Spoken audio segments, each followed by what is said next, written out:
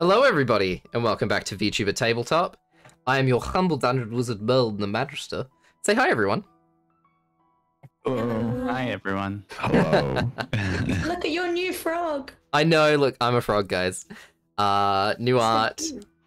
Thank you, Astrid, for my new art. For Default 20, Merlin, why are you a frog now? I've always been a frog. I was just using my human model for a little while.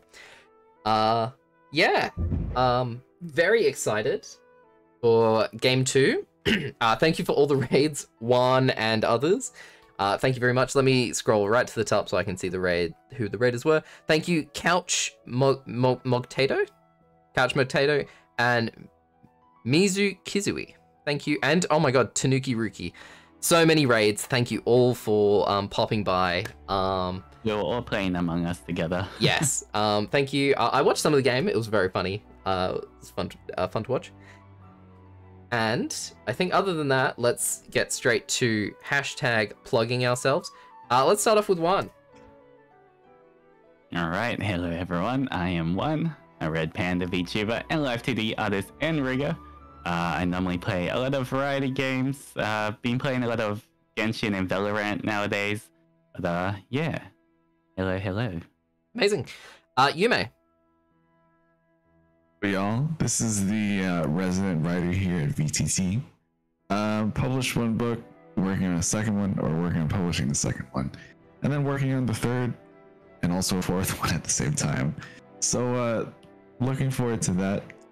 If you are interested in seeing that stuff, my Twitter has all my links.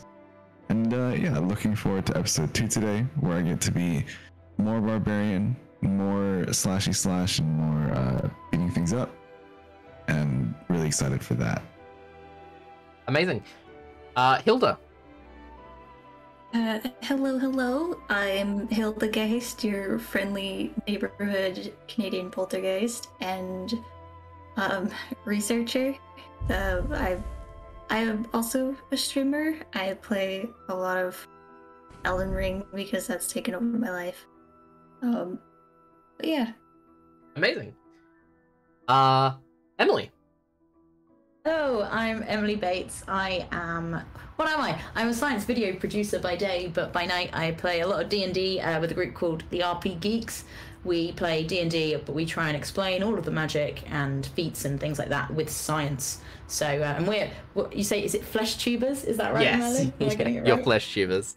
We have human bodies as when we stream. So it's very nice to be sat here with no makeup on and just sat chatting. It's great. I love it. And I'm very excited to carry on with Ella. Amazing. Yuriza will be here soon. She is just getting her new cats situated, but she'll be here at some point today. And also, thank you, Yume, for pointing out our new follower emotes for all of y'all. So we got all of your characters chilling. Oh my god, they're so Oh my cute. god. Look at these guys. Hey. Wait, are they follower emotes? Or are they subscriber emotes? I'm not sure. Did I I don't know how allocate to them wrong? tell. Can you guys see them? I've got them, but I think I'm a subscriber, so. I think you might be. Let me double check that. Anyways, we have you guys here for a time. We have your little characters. I'll have to double check and see. I'll double check them now. I have a feeling they might be they are sub emotes at the moment just because I can't fit all of you into the free follower ones because we only have 5. But we do have you guys here for our subs. Apart from that, I'm Merlin the Magister. I'm not going to be streaming very much on my personal channel just because I'm very busy with university, which I should probably look at my work.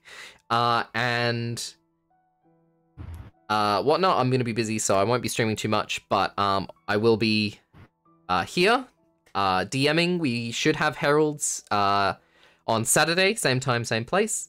And of course, episode 3 of Crimson Skies. Heralds is our other D&D game, our long-running campaign. We're on... next episode is episode 50. Crazy. Can't believe we've gotten so far. It's been a long year and a half, but we're finally here. Yeah, apart from that, let's just get straight into the game. So, our story began in the small gnomish village of Sucreville. At the very western point of Aerun, a mysterious sky had encompassed the world over the past few months, and many strange events had begun occurring. Rumors of a powerful dwarvish king that looks to invade south have begun spreading. Strange monsters and bands of cultists have started roaming the countryside, abducting or killing those that cross them. The gods have faded from the world, no longer providing direct advice and aid to their followers. And as the crimson sky darkens, our heroes come to aid. So a recap of last episode. All of our humble adventurers were hanging out at a local festival that was taking place to kind of lighten the mood at the very grim situation that this region had fallen into.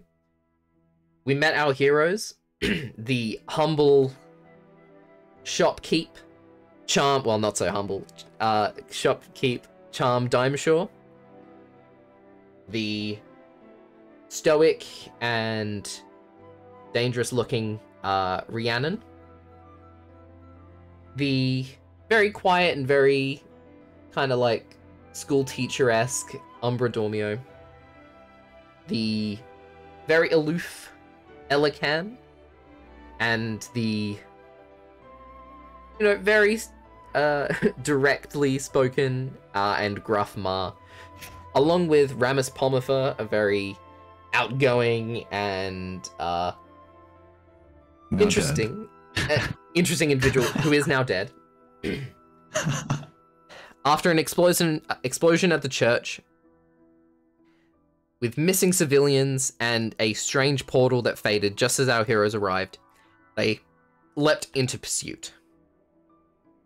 Following this band of cultists that had abducted these individuals and running into two paths with which to take. Ramus and Charm going down one, encountering a dark entity that ended up basically one-shotting Ramus and forcing Charm to run. And the rest of our heroes fighting a battalion of dwarvish warriors and a powerful Hydra. Defeating these monsters and cultists and warriors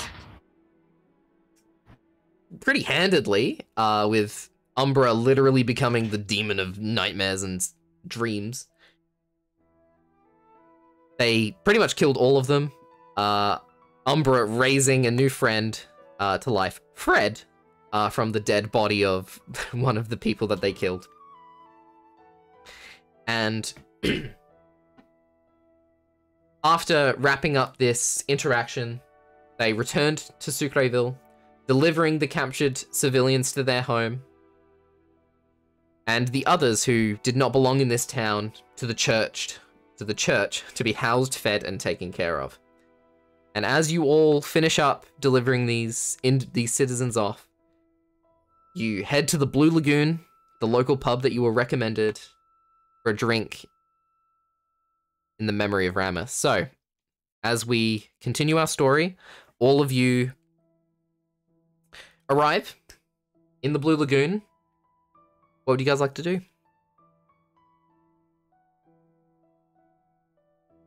Well, I think that Rhiannon will go to whoever owns the inn, or the tavern, whatever it is, and he will order some tea. Sure. If he can. You walk over to the barkeep. This is a gnomish institution, so you kind of have to have your head bowed. Your little antlers are kind of like scraping across the ceiling a little bit. And as you arrive, the barkeep's like, "Well, howdy, how's it going? What can I get you?" Greetings, small gnome. I require some tea. Yeah, not a problem. I can get you there. Anything else for your friends?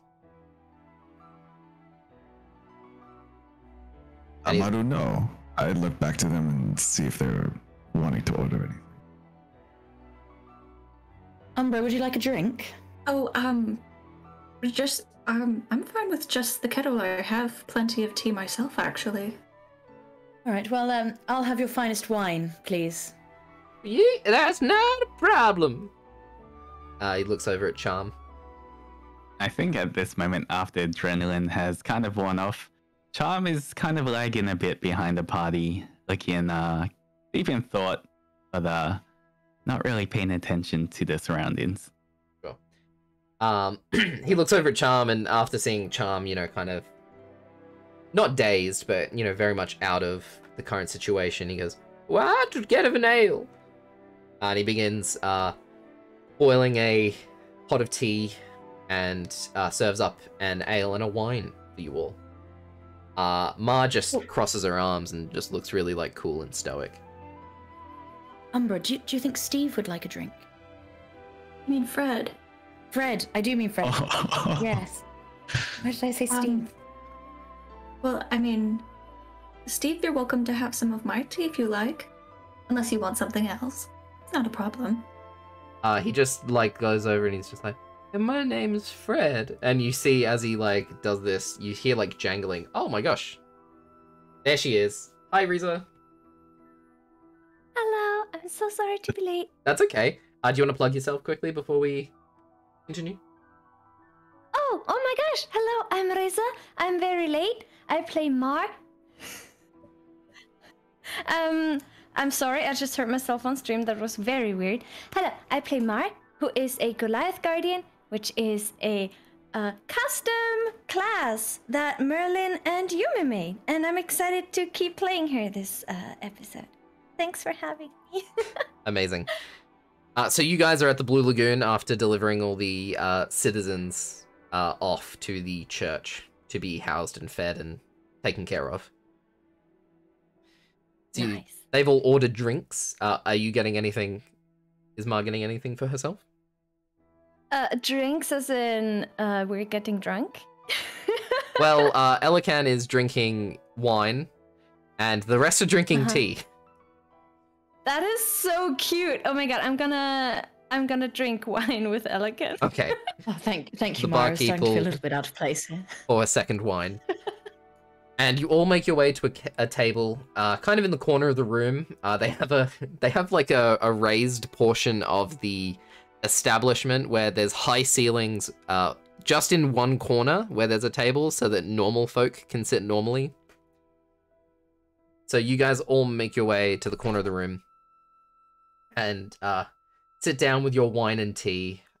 Charm, a ale gets delivered in front of you, but you not really paying attention, just kind of let it slowly go warm. So, what would you guys like to do now that you're sat down? What do you want to talk about? I look over to Charm and I say, "Excuse me, tiny human. You've been talking ever since I've known you. Is there something on your mind?" Charm kind of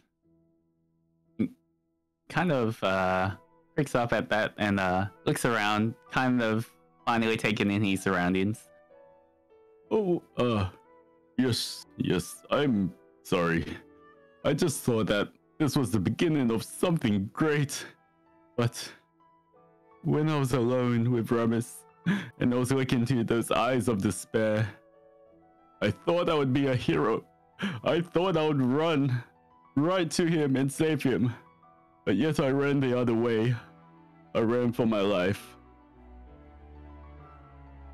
I don't know what to think. I let my friend die before we could even become something. Put my hand on his arm. I will put my hand on his arm as well. Sorry, just a note. As you both put your hands on his arms, you feel that he's a very buff guy, and as you put your hands on his arms, it feels a little bit squishy, like foam. Oh. I will squish it a little bit in curiosity. But in addition to that, I will also tell him, Charm, I have not known you for very long, so I do not know how you will take my words. But just know that hope and redemption is something that is gifted upon yourself. Do not let anyone tell you otherwise. And I will push the ale towards him. Do you drink ale, friend? Yes, I do. Do you mind if I join you? Well, Yes, that might be nice right now. I think the company of friends. I'm not crying, by the way. I think that the sweat just got in my eyes from that, by the way. It's just kind of stinging a bit, but thank you. Thank you for drinking with me. I think I need this drink right now. Of course. I don't know, wipe the tear from his face and then call to the bartender. Little gnome, I require an ale for myself, please. Yeehaw, I'm on it. So as Charm wipes a Next tear time. away, it turns into a sparkle in the air. God, that's so beautiful. Next time, Charm, we will be there to have your back. Also, my dear, this doesn't necessarily mean that he's gone for good. We could get him back. A second Fred. Yes, My look at God. Fred. Don't worry. In a less sheep way than what I'm capable of, but we could get him back. You could get him back. You could I'd say with what you've done today, you're no less of a hero in my eyes. But you guys don't get it. You weren't there when the only person that could save Ramus was me. And I ran. I ran as fast as I could. And Charm, the only person who could have saved Ramus was Ramus. You did what you had to do. You saved yourself. yes, like a coward, I just saved myself.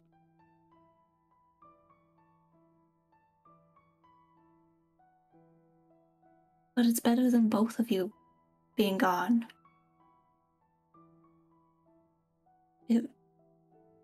I don't know how to explain. It's not just you that lost Ramus. All of us did. And we whatever we can do to get him back.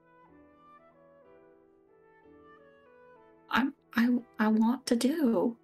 I want you to feel like the hero that I see you as. I want everybody to be the heroes that I see them as. You're even grander than the stories I've read about my stories. And I want everyone to survive so that we can keep telling those stories. We would not be here together if it was not for Ramus.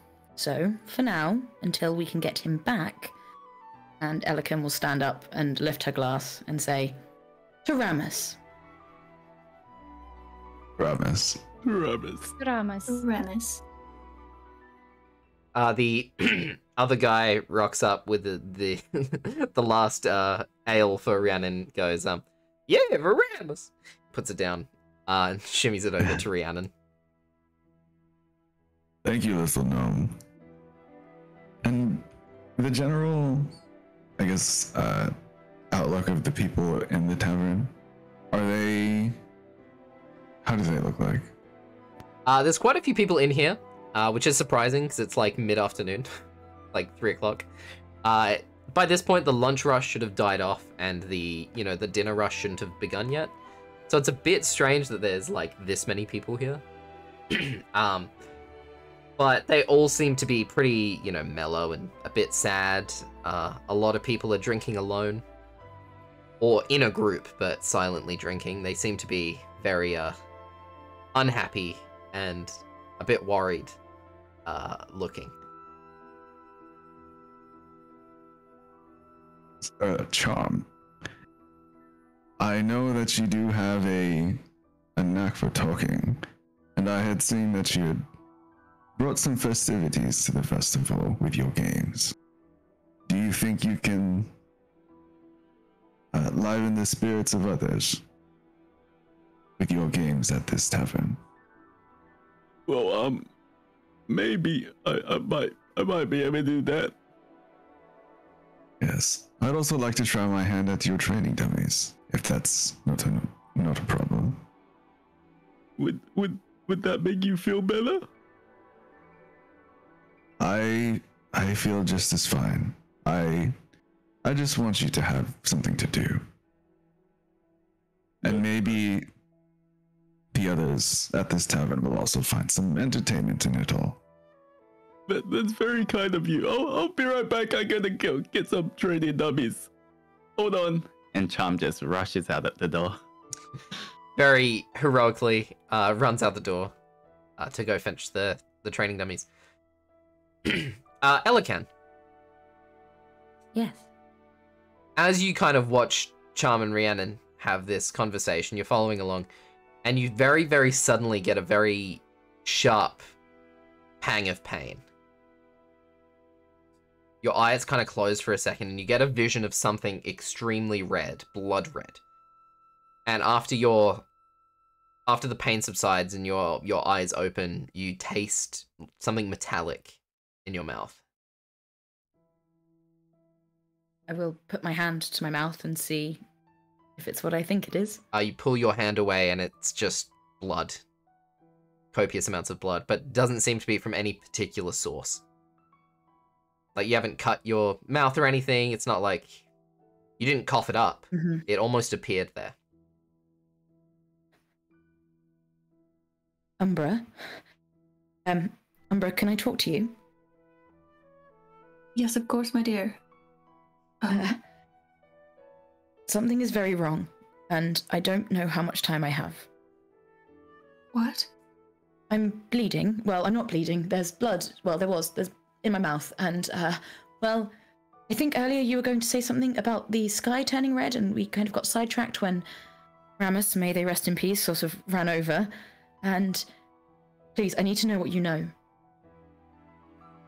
I'm afraid I don't know much more than you, my dear. Would I know anything about curses that may do this? Or maybe I think infer what's going of on? all the people here, you would be most qualified to talk about that. Okay. I would make a medicine. Are you proficient in medicine, religion, or arcana? Religion and arcana, yes. Okay. Make an arcana check and a religion check. Okay. So here's arcana and religion. Okay. I guess I didn't click the religion. Oh, I did. Okay. So, you've heard of these kind of curses and sicknesses before. It's not a disease or anything. It is a magically inflicted ailment. It's not necessarily a curse, but it is like almost like a magical disease. It doesn't pass from individuals. Individuals kind of just randomly are afflicted by it occasionally. There are lots of different diseases like it. Very, very rare. But this kind of sounds like you're on the right path. And as for religion, after the Crimson Sky began, rumors of something called sky sickness began popping up, where people would develop red kind of blotches on their skin and began dying, basically dropping after a couple days. Days. Oh no. With a 23 religion, from what you know, the clerics and whatnot have had a rough time dealing with it. It requires relatively high level healing magic to deal with. It's very complex, and not many clerics are actually capable. And when it is, it's very expensive resource wise. Like the average person, like they're not able to save, because clerics across the this countryside are trying to reserve the stocks of materials they need to perform these spells, so they're not able to perform it on everyone. After explaining this to Elican, you've had this for weeks, months at this point. Right. You said sky sickness, Umbra. Yes. My father, Ikhal, the lightning strike, if you want to use his nickname, He is intrinsically linked to the sky. I am intrinsically linked to the sky. If the sky is turning red, I am turning red, and I am ill. I think I need to find out what's going on. But you think I should be dead by now, is what you're saying? I mean, from what I've witnessed around, you should be. They typically don't last more than a few days. Right. Well, clearly I'm better than all of them. So, maybe it is your link just- to the sky. right. Do we have any leads as to what might be causing this? I mean, all we have is the cultists that we've dealt with today. And dwarves, they're just a local town. How can... But also, why would they have access to a Hydra? Why would a group of cultists have a Hydra? And with what Charm said, why... What kind of power do they have to be able to simply lay a hand on Ramus and have him die? It's powerful magic, that's to be sure. I think we're going to need all the help we can get. I agree. I'd like to not die, Umbra. I'm just going to say that. I'll put my hand on her hand. I'll do my best to make sure that doesn't happen. Thank you. Until then, I'll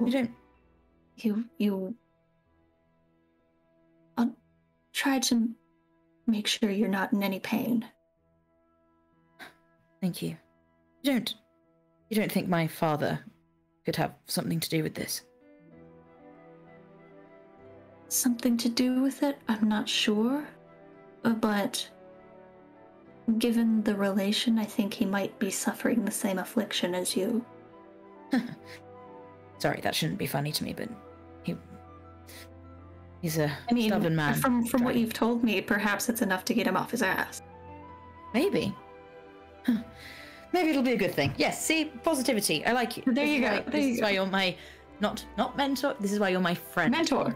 See? No, I'm getting better. No, you're my friend. I think you're a friend. Okay. We have a pet together now. Yes, we do. Tap Fred on the head.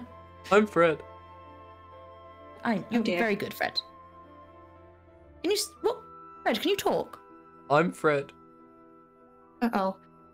This tends to happen after I cast that spell. Just get stuck on repeat. Yes, but also he's going to turn into a sheep. A literal sheep? Or yes. Oh. You can see that his hair, which before was like relatively straight, like straight black hair, has begun to curl. And is beginning to go like a grayish color, and the roots are kind of white. Oh. Well, Fred the sheep has a nice ring to it as well, I guess. Yes. Yes. We'll have a pet sheep instead. Yes. Maybe that's better than a sort of zombie dwarf. Yes. I mean, the good thing is they don't feel any pain when it happens. Excellent. He just nods. I am Fred. Oh, You are Fred. You are Fred. You're very lovely. I like Fred. He's very to the point. I feel like he'd enjoy a hash brown. His head like Fred. turns to you very suddenly at the word hash brown. Oh. Oh. I don't... would you like me to get you a hash brown, Fred? He nods. I kind of, like, push my chair out, like, quickly and clumsily and kind of trot over to the barkeep and ask for an order of hash browns.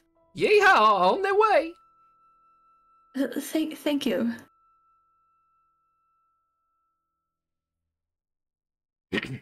So, the two of you return to your table with your current dwarf, one-day sheep.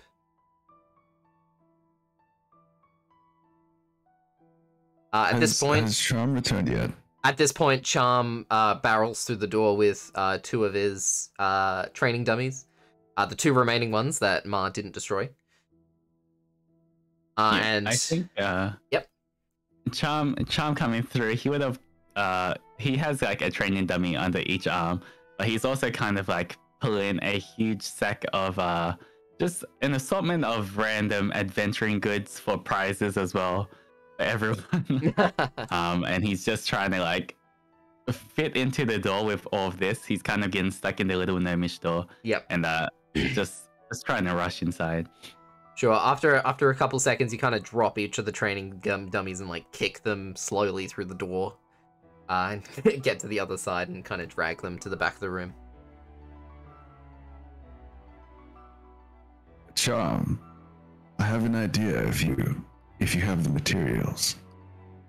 Yes, what is it? What do you need? Charm is here. Charm can provide. Ah, yes, there's the old Charm that I know. Would you happen to have a rope of any kind?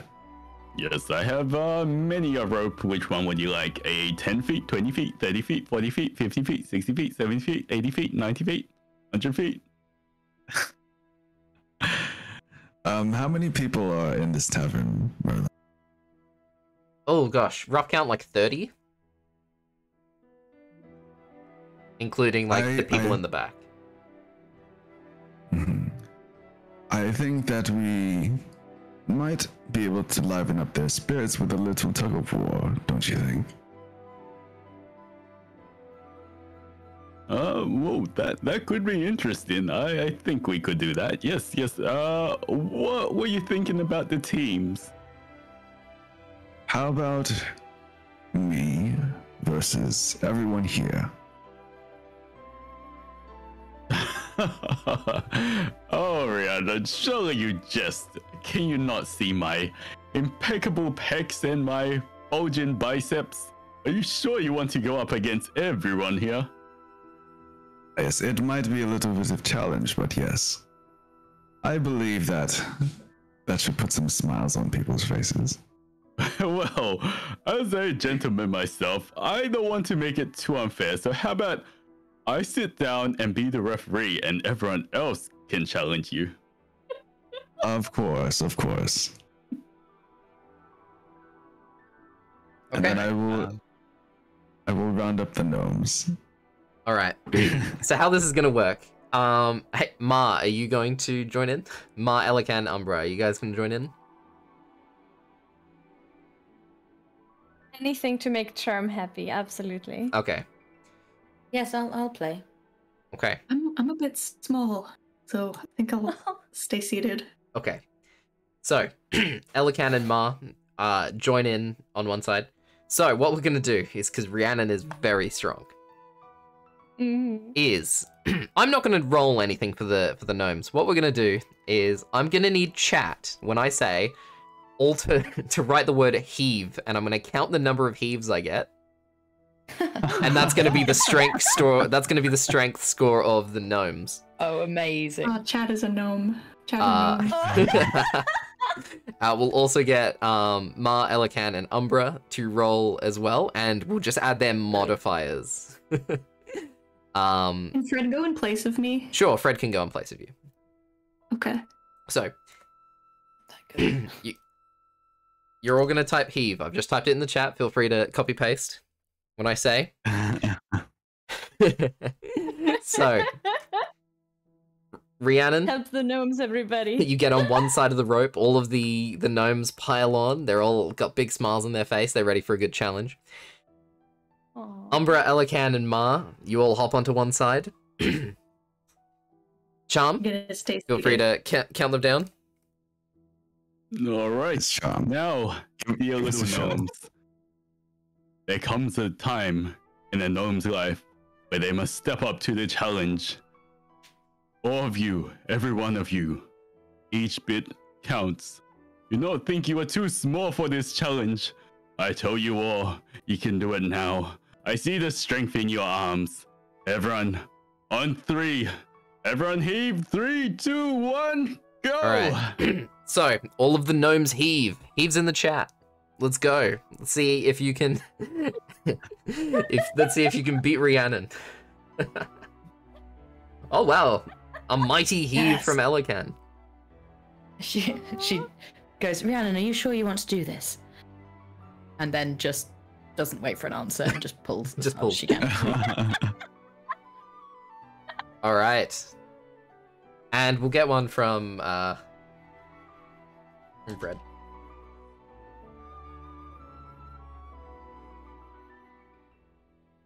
And a 17. Yes, from, Fred. from Nice. Fred. Ooh. All right, let's count the heaves. 2, 3, 4. Everyone's vote only goes once, so you can't heave multiple times. 5, 6, 7. I'm just We getting all like those your little counts out, everyone. I like your enthusiasm, everyone. Very good. All right. So I think that that's 12 heaves from the chat, plus Whoa! 2, 5, 7. So with a 19, all of the gnomes, Elican, Ma, and Umbra heave against the might of Rhiannon. And Rhiannon, let's after a brief struggle, pulls all of you to your feet, and you all tumble to the ground. Can I actually do something a little bit different than Sure, that, sure. if you don't mind?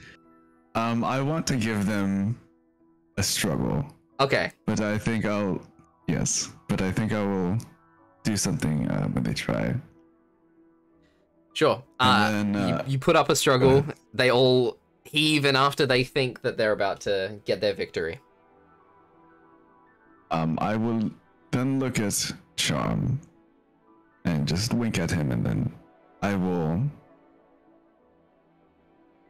fall for Superville All right. and let them win. Even though you know you could have pulled all these people to the ground, you very dramatically let go of the rope and tumble backwards, knocking over some chairs, letting the townsfolk have their victory, and letting Charm know that a good time has been had.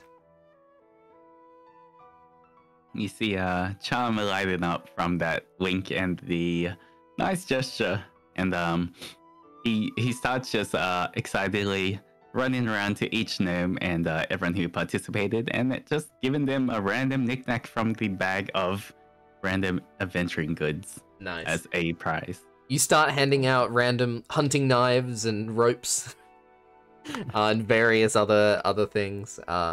Some guy just gets a bag of ball bearings. But after handing out prizes to the crowd, you finish up and are very happy with the mood that you have initiated here in this humble tavern. I thought you'd be better than that, Rhiannon, to be honest with you. I thought you'd put up more of a fight. Well, I'm still a little bit tired from killing the Hydra. That's, You know, it that's does that to a valid you. excuse. That's fair. hmm Well, it seems like the mood has lightened up a little bit. So if you don't mind, I will probably take rest fairly soon. And he'll probably go off to himself, start doing some wood carving. Cool. May I roll an insight on what Rhiannon did? Sure.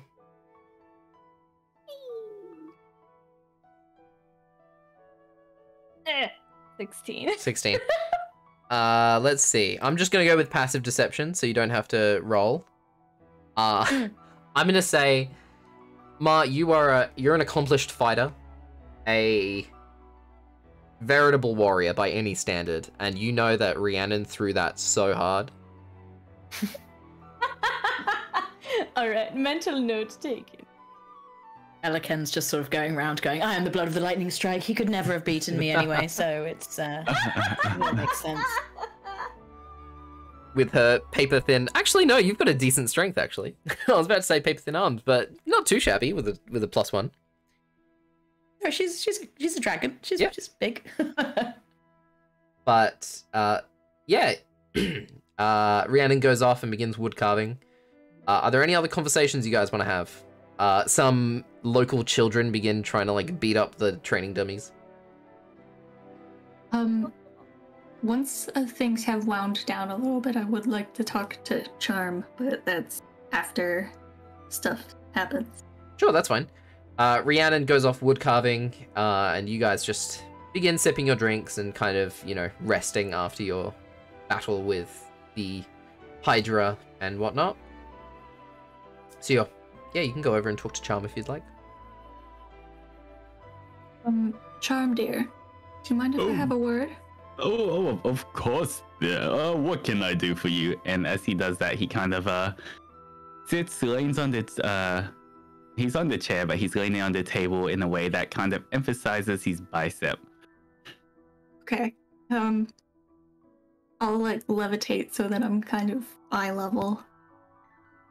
I don't mean to put a damper on the mood, but the fellow that you encountered back at the fight, do you remember him significantly well? Well, I mean, we versed a giant dwarf and then we took care of him, but then an even more giant dwarf came, so maybe if you think about a dwarf about 10 times the size, that's kind of what I remember. Okay, and you didn't happen to get anything from him, did you? A chip of his armor, a lock of hair, anything? Unfortunately, I was much too far away for any of that. Well, would you like to possibly get back at him tonight? Tonight? How do you mean? You see, my mother gives me some very special abilities, one of those being to give nightmares. I'm asking a favor. Would you help me give that man the worst nightmare he's ever had? And Charm kind of stands up, slams the table, looks right in her eyes. Anything to make that horrific monster suffer. I will help you, dear Umbra. Okay. Well, in the meantime, we can give a foreboding message to scare him even more. But other than that, the two of us can go. We can create forms as monstrous as we like. And hopefully we catch him off guard enough that we can strike fear and doubt into his mind. Strike fear and fear itself. I like the sound of it. Yes. Anything you need, Charmed, I'm sure, is right here for you. Beautiful. Well, I guess in the meantime, maybe a little bit of creative brainstorming on your part, and I'll take out a piece of parchment and a pen and an inkwell and put it in front of him.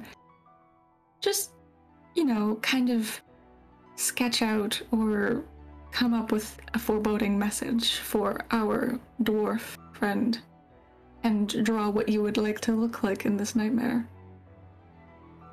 Just in preparation. Yes, I will think about it right away.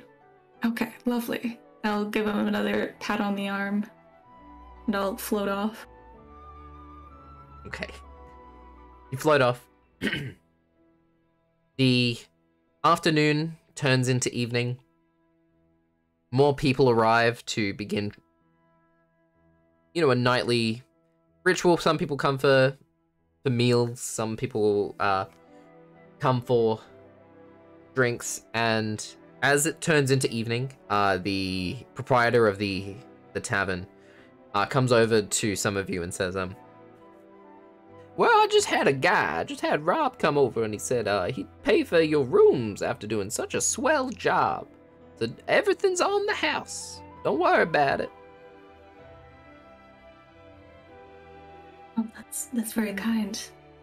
And he tosses keys to Rhiannon, Umbra, Elican, and Ma. Obviously, Charm has his own place here in town. Who was that? That was the innkeeper. I mean, asking the innkeeper who has paid for. Oh, it was Rob. Oh. Ah, that's sweet.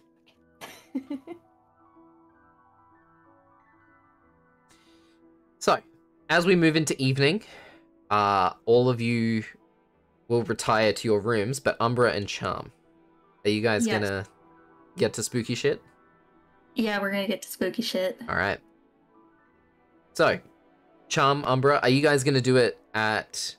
Are you guys going to do spooky stuff in Umbra's room, or Charm, are you gonna go back to your store? I think he'll not really knowing what to do. He'll just hang around until he's just hanging around in the tavern until Umbra calls for him. Okay, cool. So, the rest of you all head up to your rooms. Where's Fred going while you do spooky stuff, Umbra? Fred can be in the room. He's pretty harmless. Okay, sure. You both head up to Umbra's room. Fred kind of like turns around and kind of like faces a corner and just kind of like sways. Well, is there like you know what hotels where they have like just one bed, a desk, and like a shitty chair? Yep. I'll let him sleep in the chair, kind of put a blanket on him, Sure. and give him some pats on the head before he goes to sleep. I'll give him some of my sleepy time tea. Sure.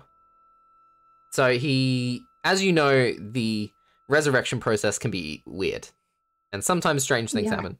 And as you give him the sleepy time tea, you see he like slowly dozes off, and his head kind of cocks to one side, but his eyes remain open, Oh just dear. like staring out. He's like snoring, but his eyes are just blankly staring. I think I might have to go to a doctor for that. Dry eyes is the worst. You've also So- noticed that his shoes have begun falling off. Oh, he's getting hooves? Yeah. Okay. Like how hard are his feet right now? Are they like hard enough to not get hurt by outside?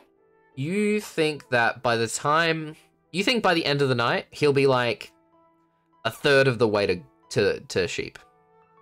Okay. He'll be fine.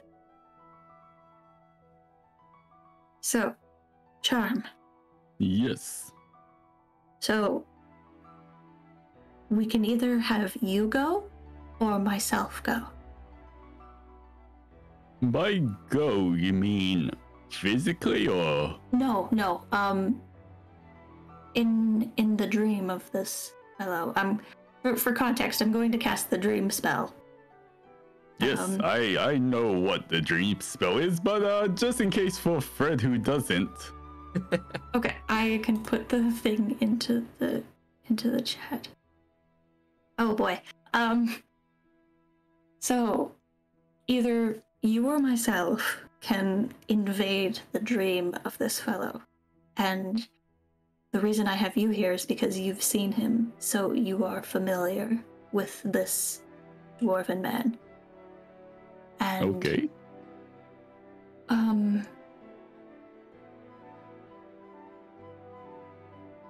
Yeah, so we can create the scene under the assumption that he falls privy to the spell's effects. Okay. If not, I'll pull either of us out as soon as possible. Okay, so we are trying to get him in this dream spell of yours. Yes. If- Okay, well, thankfully, as you told me, I have prepared a very well written speech to make him feel bad about himself. But in terms Okay, of you get the 10 words. Oh, 10 words? Alright, maybe I can tell you my speech first and we can kind of workshop it to get it 10 words. Okay, because I have an idea as well from my conversation with Elican earlier. It seems that from our conversation that she is succumbing to a sky sickness, and I'm going to do my best to take care of her, regardless of what happens. But methinks that her father, the lightning strike, a dragon of the sky, has also been affected by this. So my idea was to send a vision of this lightning storm dragon to him, saying that you've angered the lightning strike. Oh, that is indeed far more terrifying than what I wrote. And he starts kind of hiding the little piece of paper that he was writing away. Oh no, but I'd love to hear yours. Well, all right. I'll read it, but once again, I think your idea might be better. But I think I have some pretty harsh words in here, so just be aware. All right. Okay. And he like straightens up the piece of paper in front of him. Dear evil, ugly dwarf monster, may your ale always be warm and your socks always roll down into your boots. You are a bad, bad person, and I wish bad, bad things to happen to you. That's lovely, dear. Was that all right? I love it was Charm amazing. so much. Oh. I think that we can combine the emotion of yours with the fear in mine. Yes. Of course, the emotion of mine and the fear. Yes. Well, I mean, I'm going to be honest. I think your idea is much better, but it did give me some time to work on literature, and I think I wrote a pretty horrific thing as well. Wait, you've written 2 drafts, or? No, that was it. But I thought I did a good job. But I agree that the lightning strike dragon thing might be a lot more intimidating to such a creature. Okay, so I do love the emotion that you put into yours. It's got that heartbreak and that want for revenge. So how about at the end of you've angered the lightning strike, you will suffer. Oh, that is indeed very, very spicy. Yes, I like it. You will suffer. I have got that right there. You have angered the lightning strike. And you will suffer. How many words is that, by the way? That is 9, dear. Oh, that is perfect. Unless we want to add one more word at the end for emphasis. Did you have an idea? Maybe we can say like you will suffer peasant. What about gnat? Insect? Something to that effect. You will suffer insect? Yes. Alright, there we have it, 10 words. Okay. And then the idea that I had for the scene was this red sky being overtaken by these storm clouds and this thunder and lightning, and then the dragon emerging from that and saying this phrase. Alright, can we kind of like maybe combine it? Like, can you take control of the visual aspect and I'll lend my voice into this dream? DM, can we do that? Can I be the techie? Sure. You can run tech. That's fine. I can run tech for the dream. Okay. Okay. Charm, you will be the star of this show.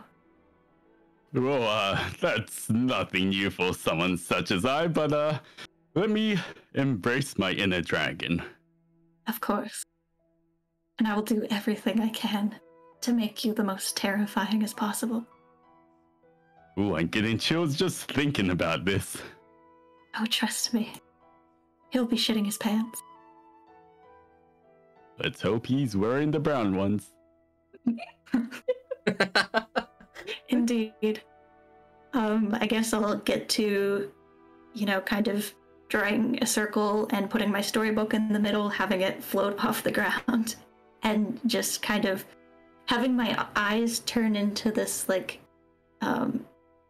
dark ichor, and with the stars and constellations in it, and having myself float up and hold my hands out to Charm in preparation for the spell. All right. So you link hands with Charm, and you cast a spell. Mhm. Both of your eyes go dark. Your vision turns black, and Umbra, begin running tech. Okay, so I will kind of make a barren landscape that's strewn with a bunch of corpses and bodies and dismembered people of most not dwarf. So everyone that they're trying to execute. So I'll have like gnomes and tabaxi and Goliath and humans and that kind of stuff. Mm-hmm. And I'll have them scattered across this rocky terrain. It's spattered with blood. This army is progressing. They have a red sky above them that's just kind of spreading off into the horizon.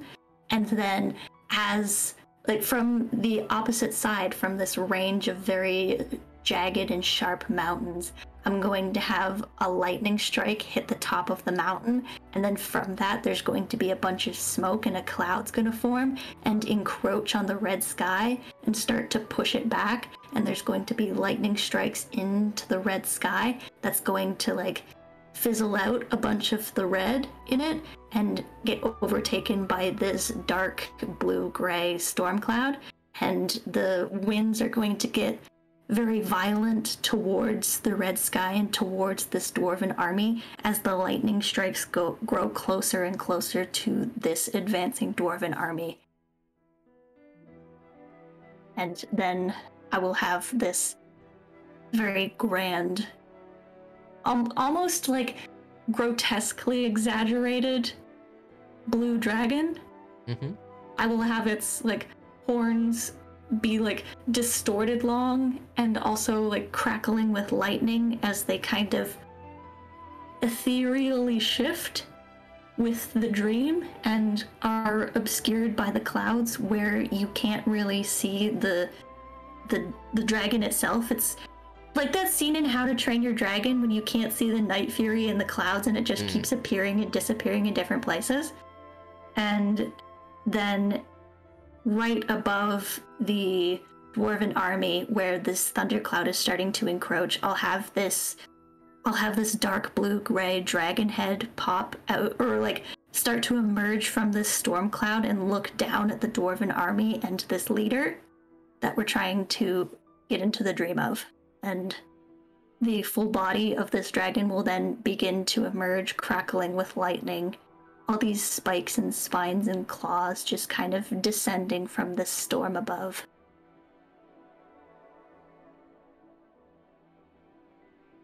Okay. And Charm, your message? Right. As Charm kind of is also witnessing this, kind of just repeating to himself, become the lightning strike, become the lightning strike, become the lightning strike, become the lightning strike. And then suddenly he just kind of cools down, takes a deep breath. You have angered the lightning strike. You will suffer insect. And as lightning from the dragon's mouth emanates, ending the dream, both of your eyes fill with light, and you both reappear in the room. Yeah, that was lovely. Oh my goodness. Oh, how did I do? Did I That was absolutely phenomenal, dear. Oh my goodness. I kind of went into a trance there. I wasn't sure what happened, but yes, I hope everything went okay. I think it went lovely, dear. Thank you so much for your help. Oh, thank you for getting back at that horrible, horrible man. Anything, of course. I hope that helps you sleep tonight, knowing that we absolutely terrified that man. I think it will. Thank you, Umbra. You are a very nice person. I appreciate you. I'm glad that I can help, of course. I kind of stand up and hold out a hand to help Charm up. And would struggle very much because he's significantly larger than me. As much as you think you'll struggle, Charm is a great deal lighter than you expect him to be. I've still got a -1 to strength. So does he. Oh, nice. I love it. Okay. I help him Well, up. Oh, okay. I bid you a good night, dear Umbra. And you as well, Charm. So, And Charm, you head back to your store to pack up your stall and sleep for the night, and the rest of you all head off to bed. Can I do... So, for my Dreamlord stuff, I only have to sleep for half of the amount of time. Sure. For... Like, I'll start off with the sleep, and I'll sleep for 4 hours, and then I'll wake up in the middle of the night and go around town, snacking. Sure, go snacking on some nightmares. Yeah. So, kind of leads us really great into the next one. So, Umbra, you walk around town, snacking on some nightmares, which are abundant at the moment, with the red sky and the horrific events of the last days and months. And as you finish up snacking, full-on dreams, you feel very much satisfied. As you return to the tavern and the inn, you sense a very powerful nightmare coming from Elican. I run up there. And Elican, as you finish your nightmare, which Umbra and Charm described so delightfully,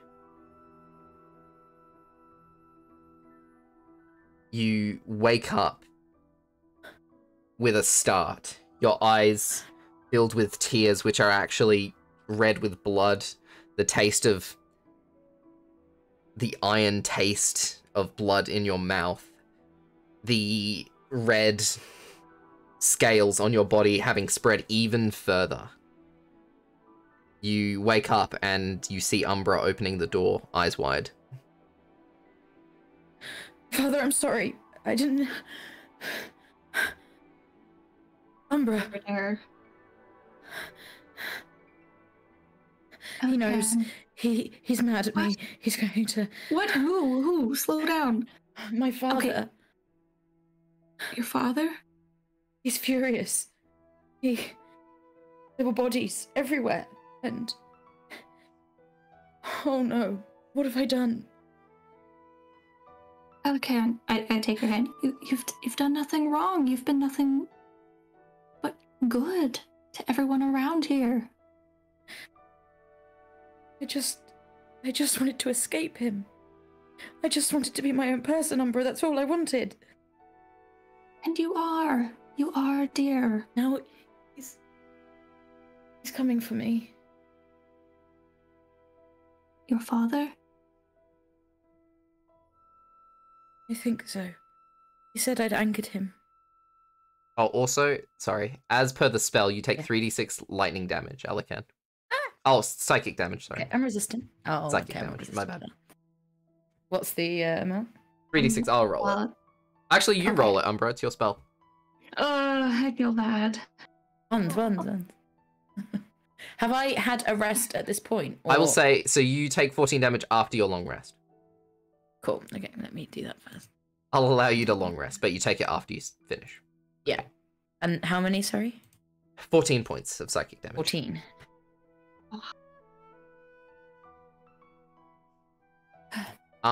After you kind of sit up and you see Umbra and you say this, you feel this kind of like searing, like fiery pain on your back. It's not enough to deal damage, but it hurts. Umbra, would you... I think there's something on my back. I go to check her back. Sure, you kind of like pull up her her top and kind of glance at her back, and you just see this fiery brand that is still red, like as if someone has taken a I forget what it's called, taken something and literally branded a giant sigil on her back, essentially. And it's 3 weapons, an axe, a sword, and a mace that are basically all 3 of them crossing over, with a big circle around it, which have been which has been branded onto Elikan's back. Do I recognize the symbol? Oh, sorry. Do any of us know what this is? Do you recognize it? Nope. Well, actually, let's make an investigation check, both of you. Okay, try. Ooh, hell yeah. Okay, this is a backtrack investigation. Elikan, you don't remember. Sure. Umbra, having spent so much time with Fred, it's the symbol that is emblazoned onto his armor. Yeah. What? You don't know what it means, but after spending so much time with him, and also, you know, looking at the bodies of the people that you killed yesterday. This might be the symbol of the cult, dear.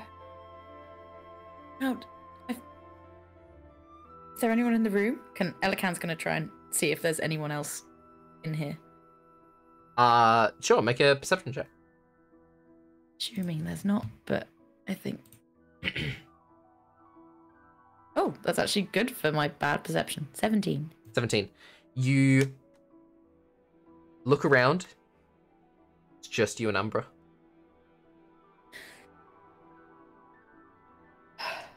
It's my father. My father's doing this. Oh no. Would I recognize from the dream that she described? Yeah. You know exactly what's happening. I throw my arms around her. I'm so sorry. This is my fault. No, how is it your fault, Umbra?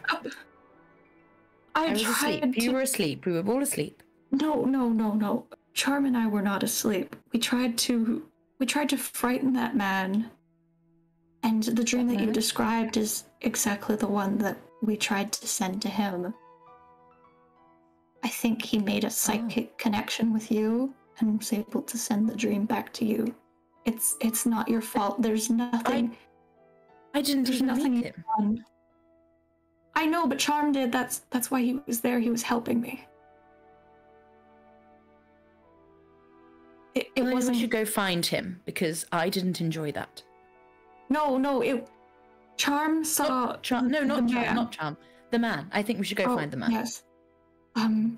Maybe not tonight, but I'm scared that he was able to deflect my powers to you, and that he was able to get Ramus. I thought. Well, apparently I'm dying anyway, so I might as well absorb the damage. Better me than you. Please don't say that. Why? Dying is not fun, dear. And especially not if you die suffering.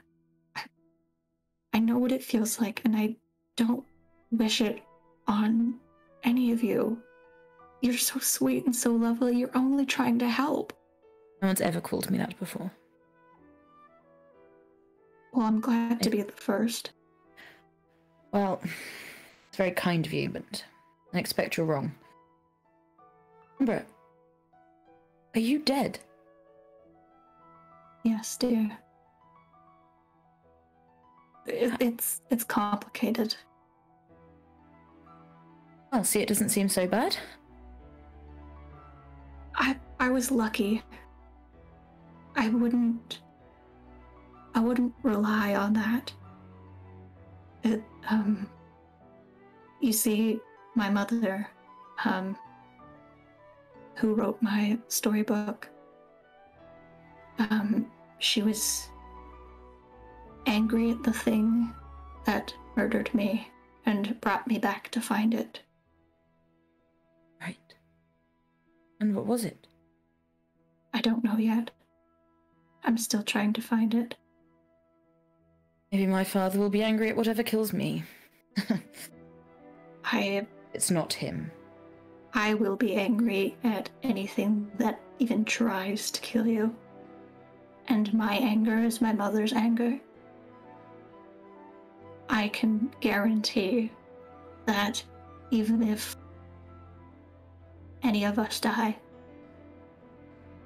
it won't be the end of that. Death is not as far from the end, especially when you have powers like my mother on your side. I'd love for you to meet her someday, though. That would be lovely. Seems like both of us have some parental issues going on. I'd rather have yours. Just a little bit. How's from I'm sure parents, though? You know, maybe we shouldn't knock it. She's not my real mother, but Oh. I just call her that. It's like a mother goose situation. I see. Well, But I'm very sorry for. I didn't know that dream would hit you. I not thought your that. I thought that I was doing a good job using the information that you gave me. Thought that we could terrify him with the threat of your father. it's a good idea. I have to say, my father is terrifying, so... Mm-hmm. Just don't tell Charm that it didn't work, please. Of course. Thank you. I don't have anything to heal with. I wish I could heal. Don't worry, I'm fine. I'm quite tough. Are you sure, dear? Yes. I'll be fine. Okay.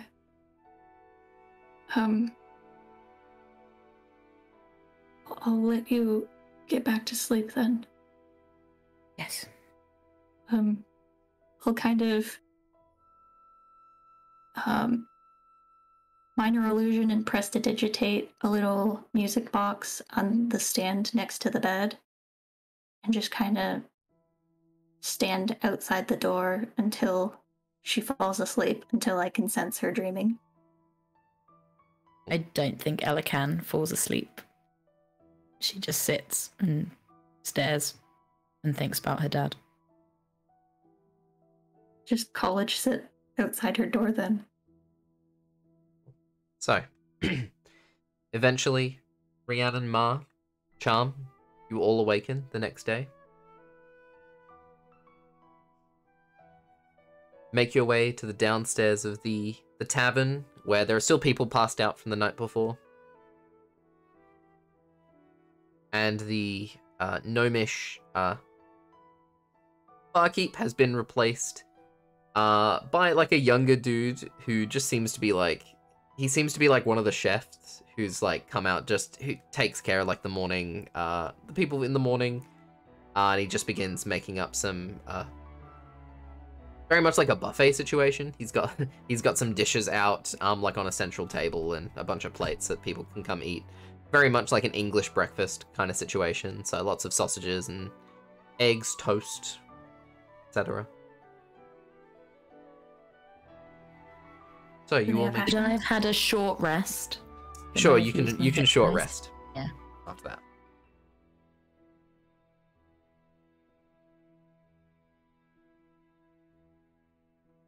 I think Charm walks into the tavern from his shop and sees Umbra and immediately kind of like walks over. Oh, Umbra, you're looking dreamy today. What do you say we go strike some insects? Pardon? What do you say we go strike some insects, right? I'm afraid I don't know what that means, dear. Well, you know, we were doing that spell yesterday, yes, lightning yes. strike I'm so against sorry. the Yes. insects. Oh, sorry. I'm terribly sorry. Yes, of course. I'm more than happy to squish some cockroaches today with you. I've got to say, I had such a marvelous sleep after knowing that all of that energy focused towards those bad guys. I had a really horrible sleep. Just makes me feel like, you know what, I'm pumped about this. I think ready to take on what the day has. All our allies should be nice and rested. All together. We will not lose another one. We can do this. Of course. I Elican believe comes us. down and sits down, bags under her eyes, just looking Oh, pretty dreadful. Morning. Oh, Good morning, Elican. did you sleep well? Like a baby, John. My baby. Well, some babies sleep sound, but a lot of them kind of wake up in the middle of the night crying all the time. I'm not sure what you mean by sleeping like a baby, but I'm just gonna hope that it's a good kind of baby. Elican just has sort of lightning just crackling at the edges of her mouth and doesn't respond. After that kind of like lightning occurs, you feel the taste of blood in your mouth. Excuse me, and she'll sort of excuse herself from the table and go find a bathroom to probably spit blood into a sink, I assume. Great, good. Umbra, I'm not sure if you noticed, but with these perceptive eyes of mine, I kind of noticed Elican didn't look like she's feeling too great. Maybe we should tell her that, what we did last night, how we, terrified the enemy, maybe that might boost her spirits? Yeah, I think that's a wonderful idea. I'm gonna make us some tea, so I will be right back. Don't get the fun conversation started without me, dear. Of course not. And I'll go Elican, make come some back. extremely caffeinated tea. Can I catch Elican on her way back? Like, not catch, but I'll just leave the room as she passes it.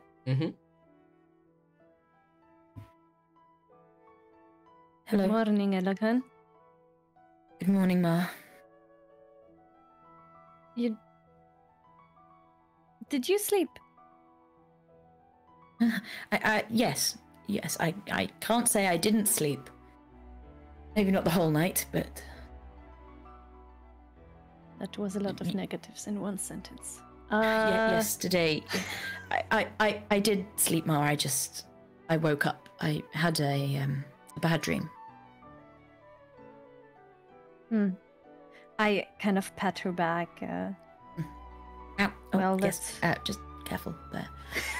Let us hope today will be better. Yes. Well, I mean, you were quite impressive in that last fight, so as long as we're all together, I'm sure. My God, I sound like Rammus. Okay, right. Well, someone needs to take the place. I don't think that's my thing, but yes, let's get on with the day, shall we? Let's go stop some stupid dwarves who can bounce spells around, and just starts muttering to herself and goes and sits back down. Music in my ears as I follow you. So, Elican and Ma make their way back to the table. Umbra, you return with very caffeinated tea. Lovely. I start getting my fancy tea set out and placing saucers and cups at different spots around the table and pouring some tea for everybody. Oh yes, I have something marvelous to tell you that would definitely boost all your spirits, but where is our big and buff friendly Leonin this morning?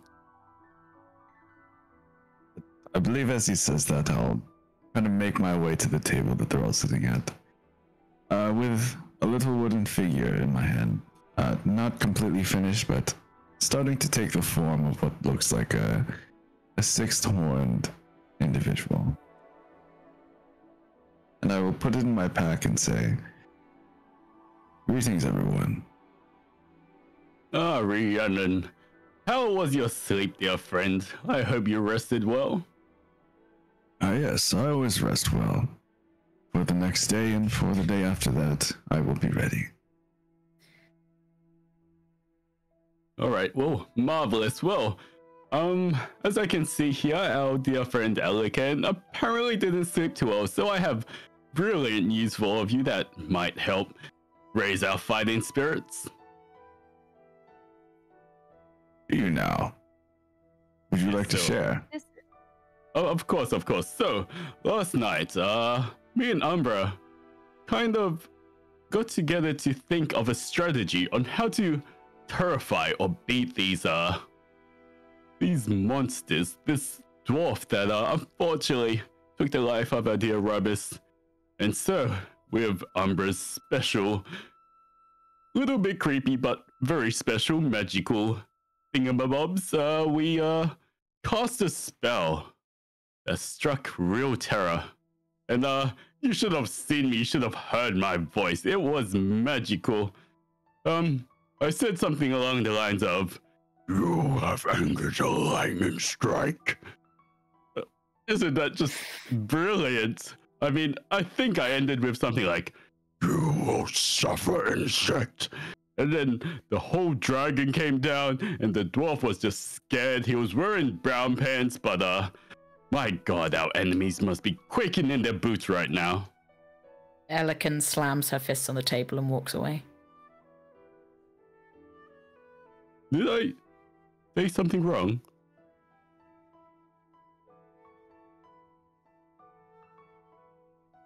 I don't think so. She did not sleep well today.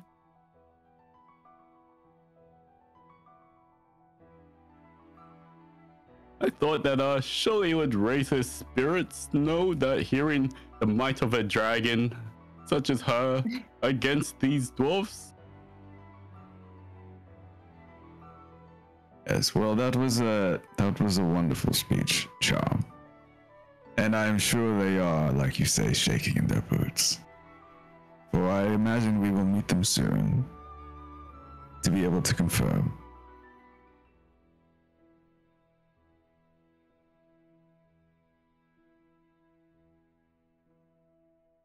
Well, what's the plans for today then? Breakfast is on me. Breakfast is on Rob, dear. Yeah, speaking of which, Rob walks in. Yeah, so I got another job for you lads. Sorry for your loss, he puts his hands together. Yeah, but we got work to do and people to save. I've got words from old Jimmy down at the graveyard. Shady shit's been happening. I'll keep it short and simple. Need you just to go check it out.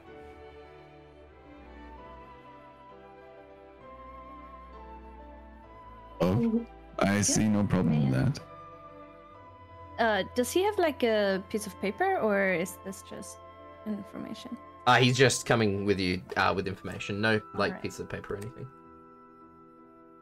Awesome. Yeah, so I hope you're all ready and well rested.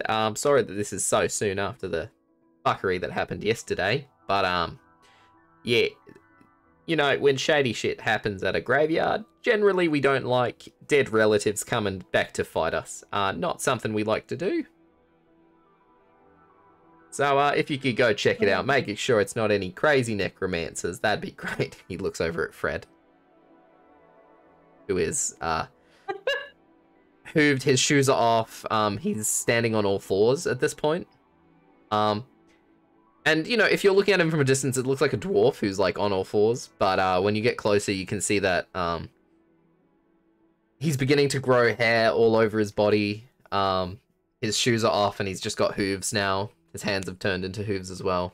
And he's just kind of, like, nibbling at the bottom of, like, a chair leg, like, biting the wood. Swat him away. Deeply unsettling. I like it. Fred, please take a seat. We've got hash browns for you. You like hash browns, right? Remember? His head darts at the word hash browns. I'll pull up a chair for Fred. Sure.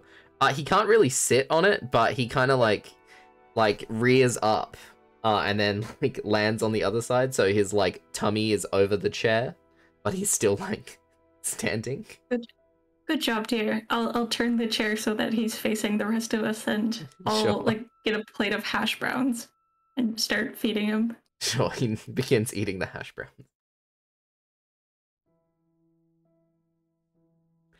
Somehow, the Hydra from yesterday was less terrifying than this scene. Oh, it's just the in-between part, actually, that's more unpleasant. He'll turn into a full sheep in a couple days.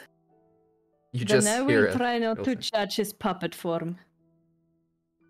you just hear like a Jeff.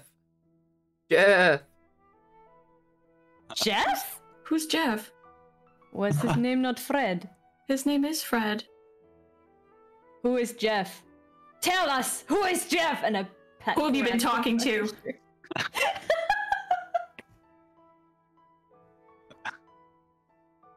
Wait, did Fred run away and then another sheep that I like killed and brought back within a day Make an came back and investigation check. replaced him?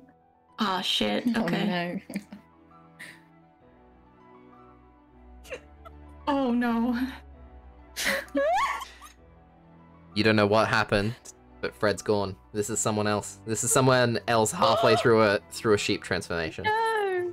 Oh, I'm not a serial killer, I swear. Make an Arcana check. Wait, is this not my sheep? Oh 21. god. Okay, so you make an Arcana check, and you kind of like close your eyes and you begin to like you breathe in, and you can sense that this has been the result of some magic other than yours. And after you do, you kind of open your eyes and you notice in his top pocket, that there's something like poking out, and you kind of poking out, and you pull out this little piece of paper that's been folded up and put in there, and you see just the words I'm taking care of him for you, love, mother. Ah, okay. It's all good.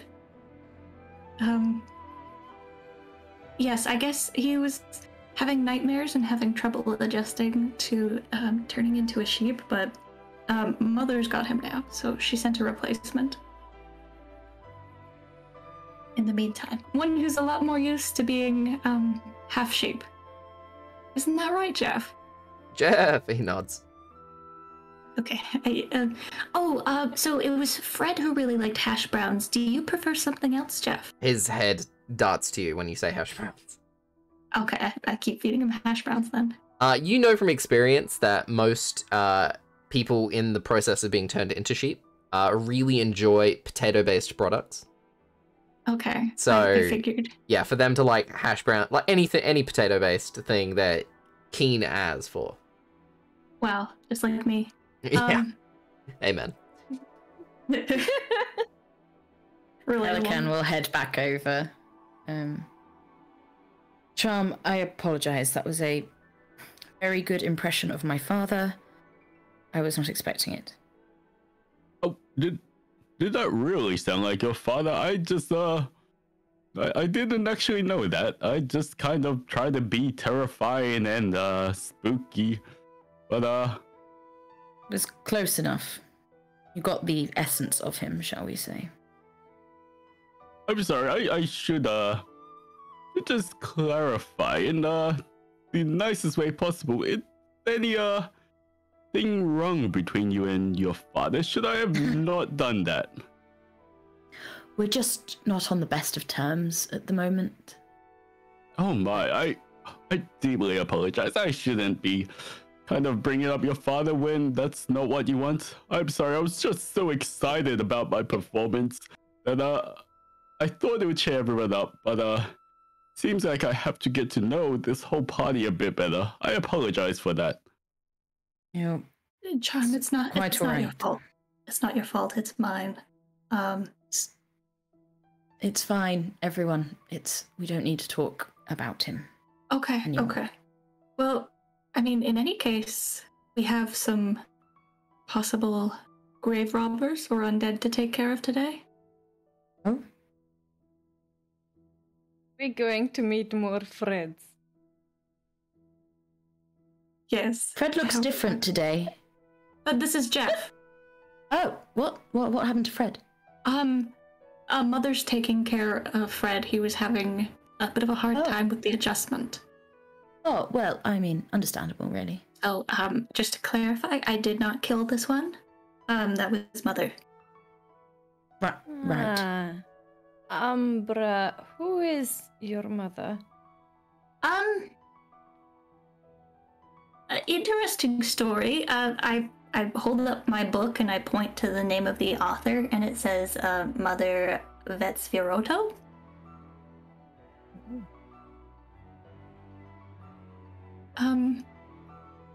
She's an author. Has she She written just many did- books? Not many actually. She's only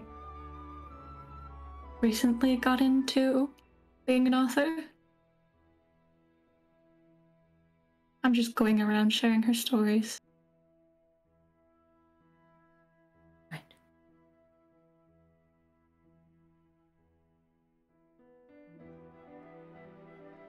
As we walk towards the site of interest, I would just like to talk to Charm and say, Charm, you seem like a seasoned adventurer. Will you please tell me of your stories as we walk there?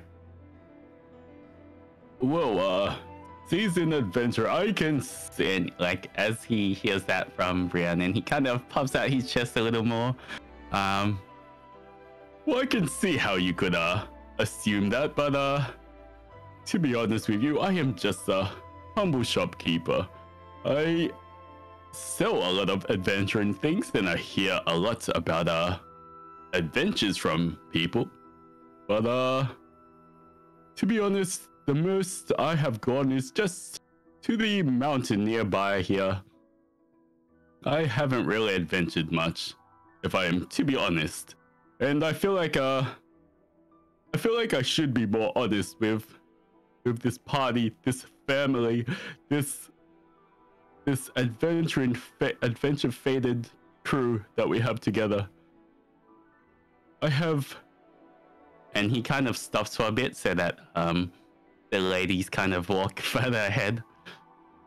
I have a secret I must tell you, dear Rhiannon. What is it, Charm? Alright, well, yeah, maybe it's better. Just touch this. Just on the left, my juicy left pec for me. Just touch it.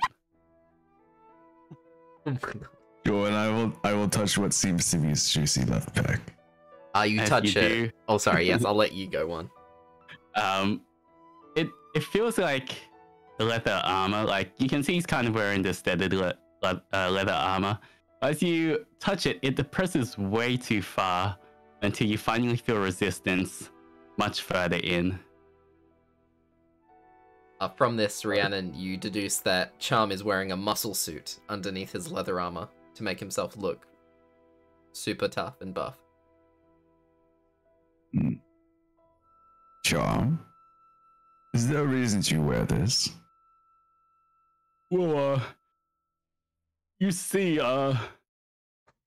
things have been happening since the sky has become red, and I finally gathered the courage to become an adventurer. But I thought that perhaps no one would want to adventure with someone if they looked like they could be blown over by the wind. This is just a muscle suit. I am just a skinny man. Charm, look at you and look at me. Our sizes are quite different, are they not? Yes, you do have the real-life bulging biceps that I had only dreamed of. The perfect Yes. pecs, the chiseled abs. My god, what a specimen. Yes, but now look at you and me and compare us to the world. Compared to this whole world, we are very small. So, there is still an adventure in you yet, no matter your size, Charm. Well, you're just the kindest person I've ever met. I'm not crying once again. I just, this is just happiness right now, but I feel like we're really connected. Like the proper team that I've always dreamed of going adventuring with. Yesterday when I was sad, you cheered me up, and today, even sharing my deepest secrets. You don't judge me, and I think that's beautiful, man. Yes, Charm. And I will wipe the tear once again from his face, and shall we get going, friend? Oh yes, we get quite sweaty walking here and there, but yes, we should walk and catch up with our party. Yes, we shall. As you wipe the tear away, and flick it into the air. It turns into sparkles.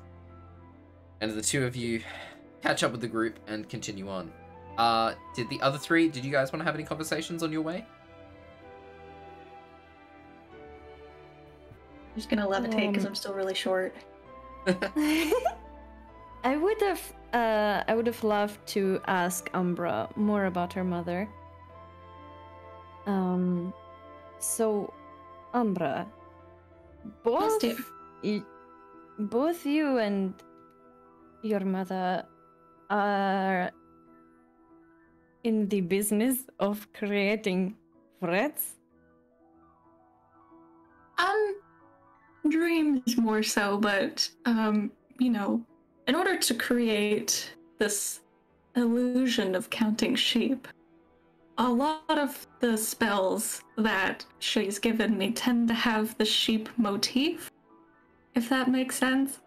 So, you know, I can cast many illusory spells at will. However, it becomes difficult when it's anything other than sheep.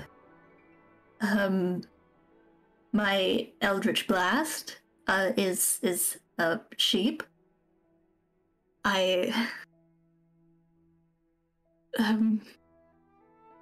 And my killing people and raising them to become an undead servant of mine for all eternity tends to turn them into a sheep after 3 days, in which they are not the most useful at that point, and they still follow me, which is not annoying per se, because I do love them, but I tend to just send them back to Mother.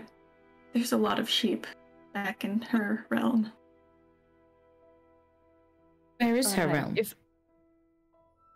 She is in the plane of dreams. Oh. So she gets upset, possessive when anyone other than her is within her domain. She doesn't much appreciate it. Even when people are just sleeping? No, when people are sleeping, that's completely fine. But when other entities are, you know, manipulating the fabric of the realm of dreams, sending people into dreams that they do not want to be in, killing people in their dreams, curses that involve sleep, that is her domain, and she tends to task me with hunting them down. Seems fair. Yes, of course. It's more than an equal. Well, I'm still trying to make up my end of the deal, but it was a very, very kind gesture on her part. What about you, Mar? We don't really know much about you. Oh, there is not much to know. I hail from the Obsidian Range.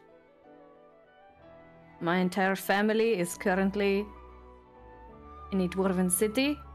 And what is a third fun fact? My shield has cursed me. It has cursed you? Cursed you? Yes. It was talking before. Mom, I would not call it this so is- much of a curse as it is to protect you. It is pain It for is gain, as to say. It is unfortunately sentient and very talkative.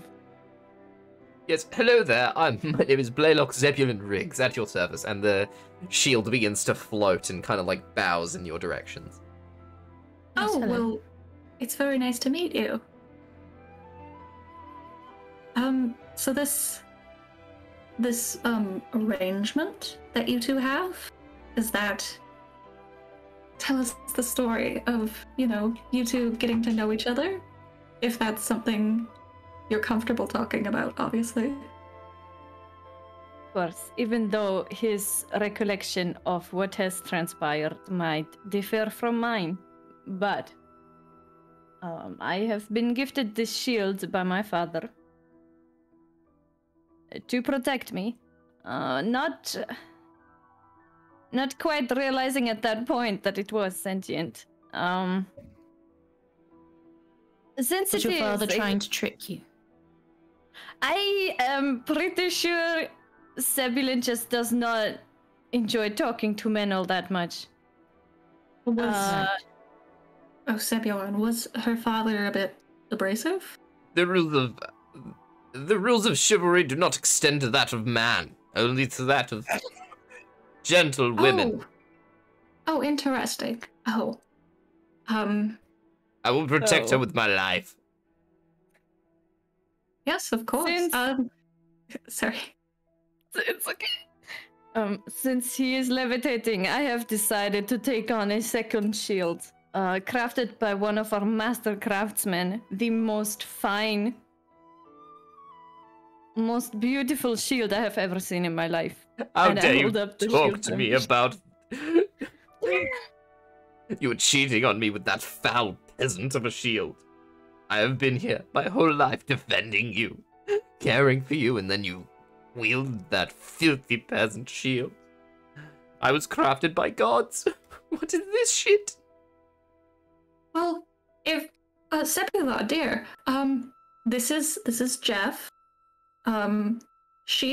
Jeff is a girl. Jeff was also crafted by the powerful outer entities. Alright, Jeff's gonna make an insight check. Not Jeff, Zebulon. Zebulon's gonna make an insight check. Do I have to roll deception? Sure, roll deception. Okay. Oh dear. How dare you try and decept me with such an ugly peasant creature. Only one such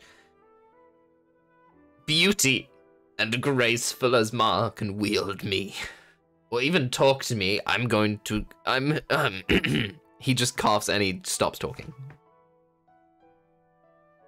Chivalrous. Interesting. And all the angels above. Did he just Anyway, call all of us ugly? I know that's not true. Sebulon, I kick him. Oh, Mom, please. Ma, if you would like us to break this shield, just say the word. I am pretty sure that my life and my soul is cast to that shield for all eternity.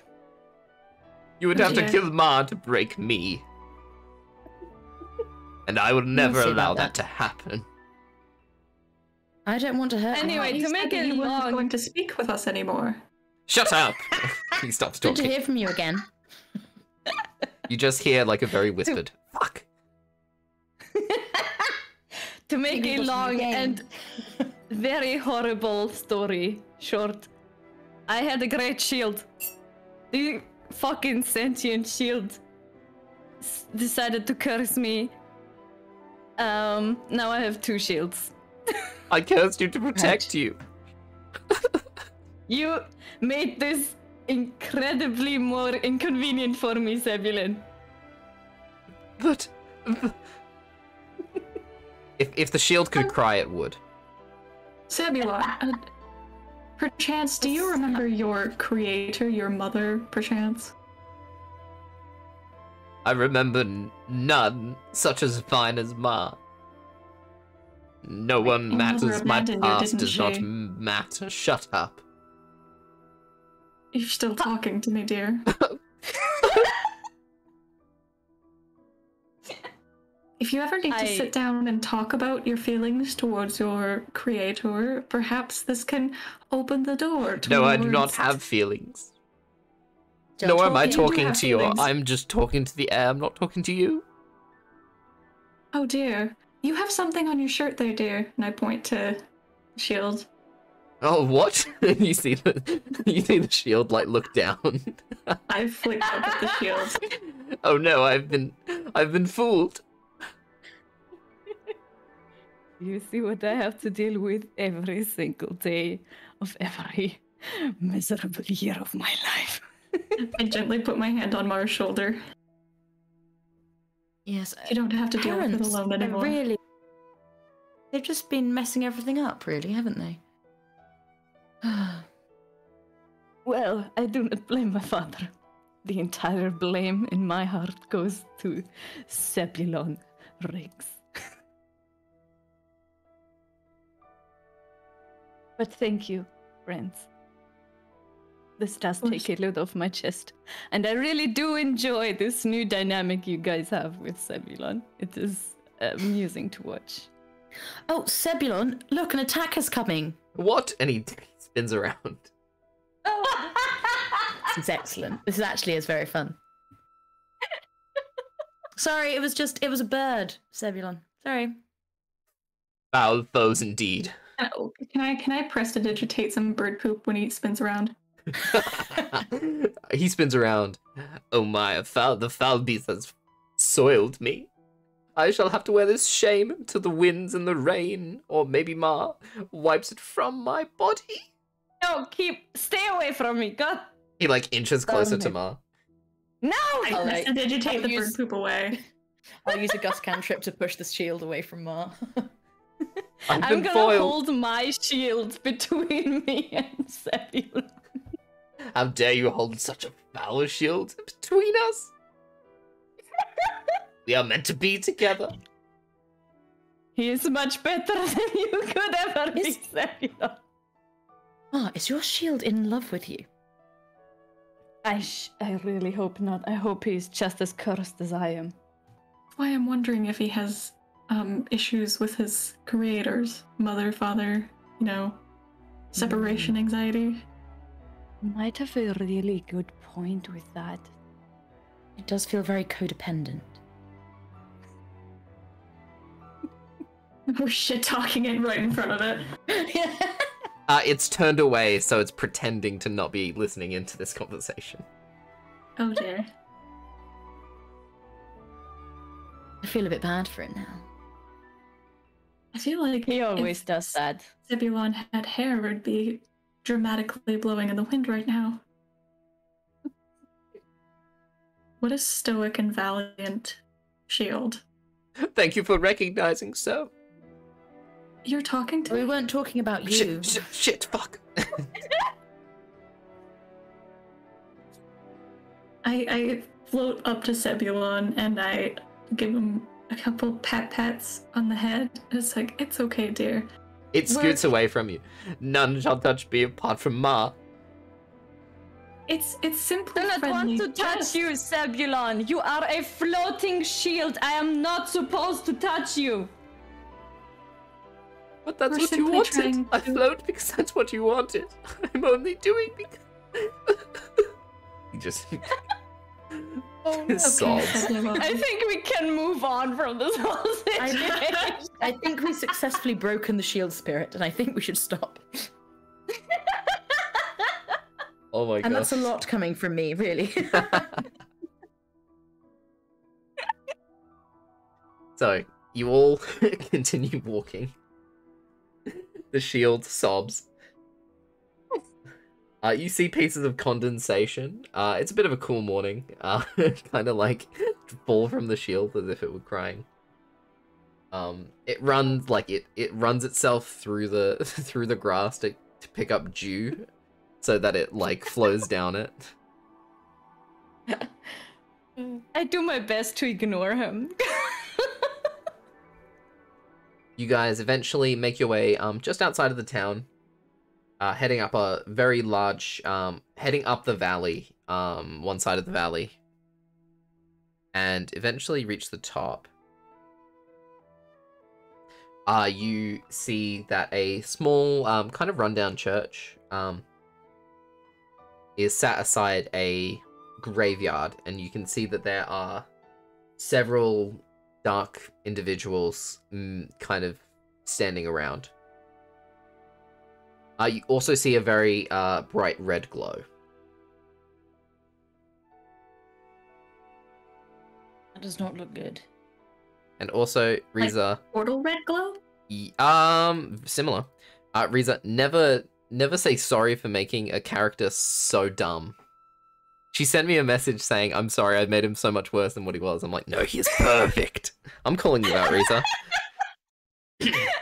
Zebulon is perfect. I'm- Okay. Okay, I'm very happy. He's dumb.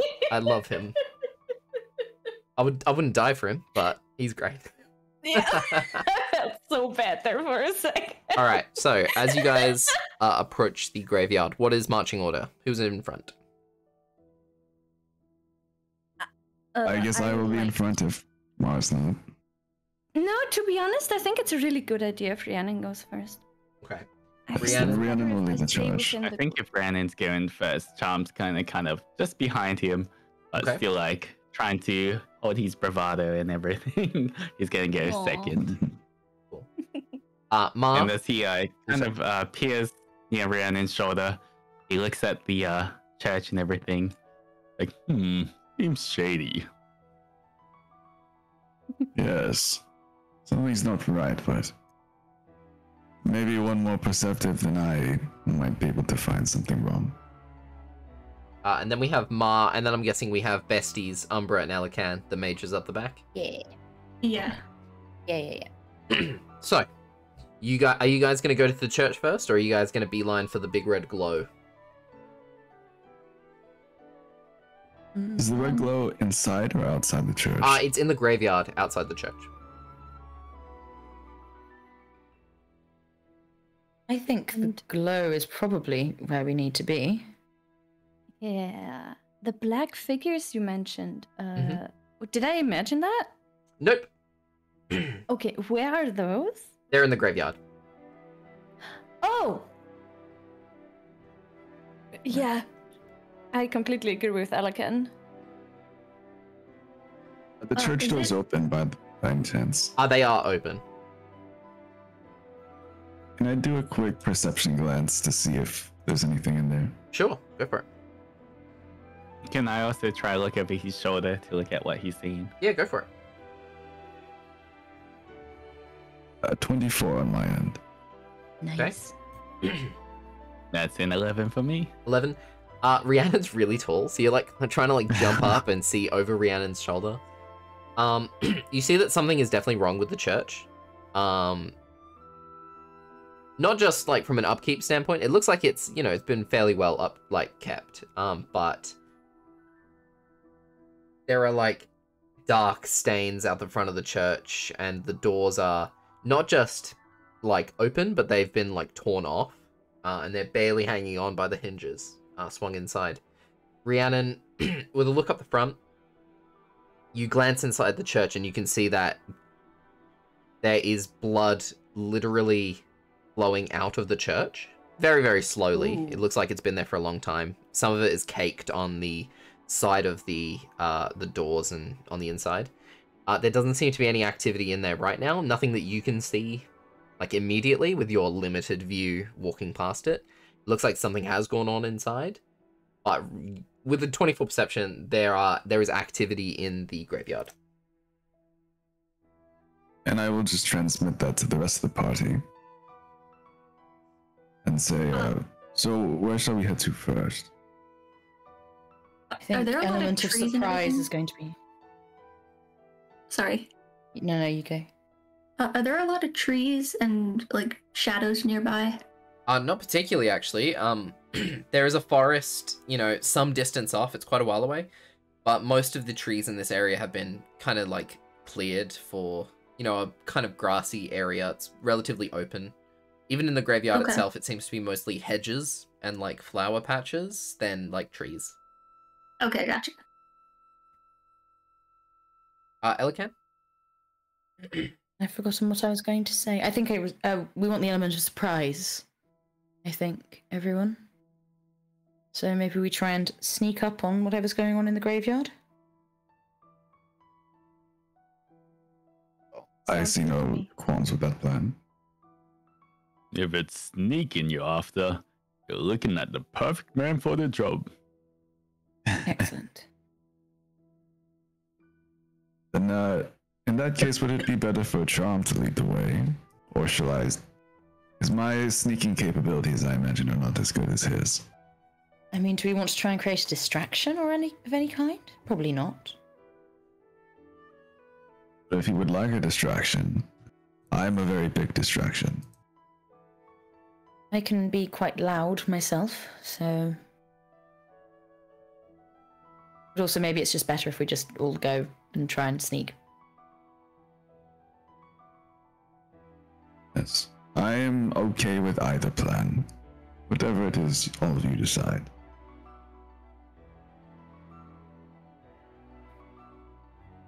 Well, if they find us, they find us. Let's sneak. I can make everyone invisible. Ooh. So this would be cast at 5th level, which means I could get 4 people. Or you could get everyone but Charm, because I think Charm's very sneaky. Okay. Sounds good to me. And then What about Jeff? Is he 4-legged at this point? Yeah. Okay. He's looking very much sheep-like. I think he'll be fine. Great. Jeff! He's just... You're doing wonderful, Jeff. Just go around and wait for my signal. He just wanders off and begins, like, chewing some grass. Lovely. Before we go, is anyone very easy to hit?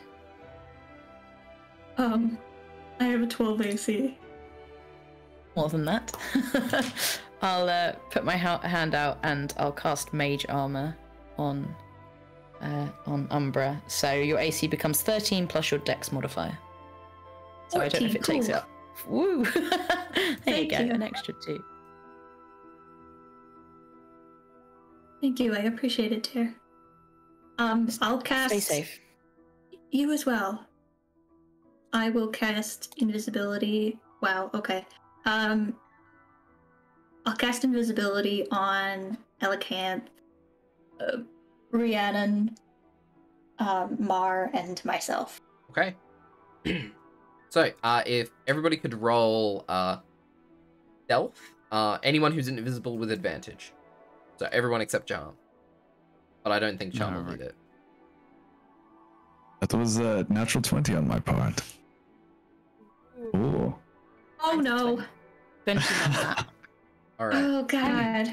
So luckily, I average, so you guys are fine. Okay. Oh, thank God. I.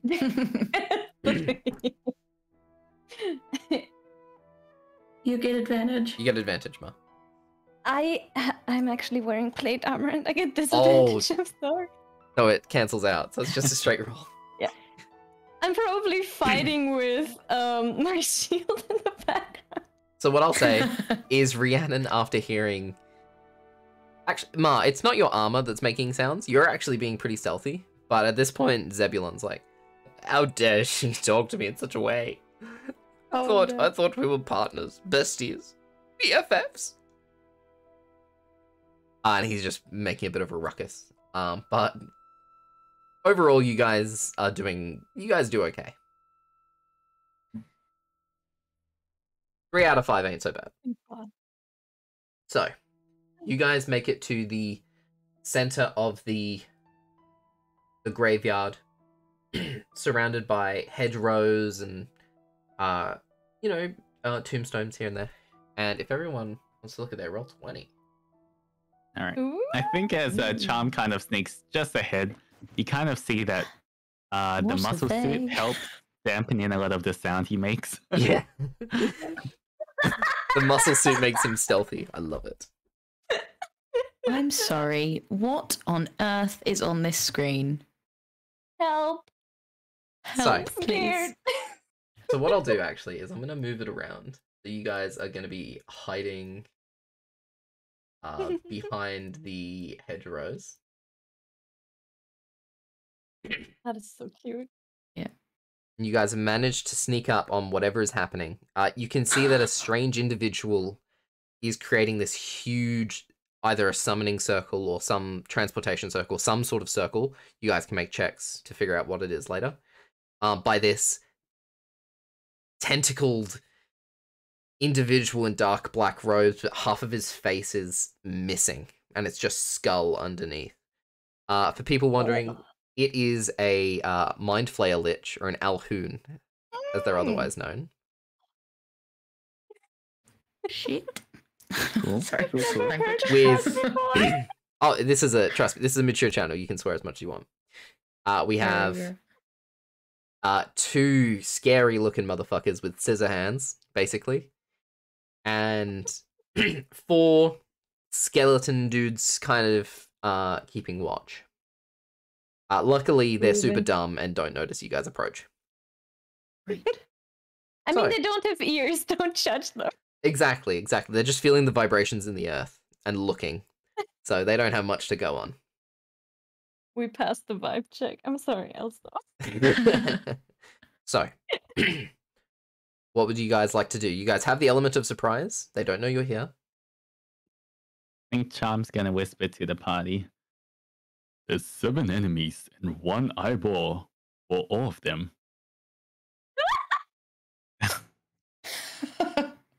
It seems so. Yes. To someone with more perception than I want to see if there's any hidden enemies around. Hmm. When you Does anyone say more need a +7? perception, No. Yes, on a scale of 1 to 10. got What a is it? minus 0. Yeah, I've got Okay. it too. I think you can use your cat-like senses, Rhiannon. Yes, I will look around to see if there's any additional enemies in hiding. Go for it. Natural That is a 20. Yes. Tell us everything.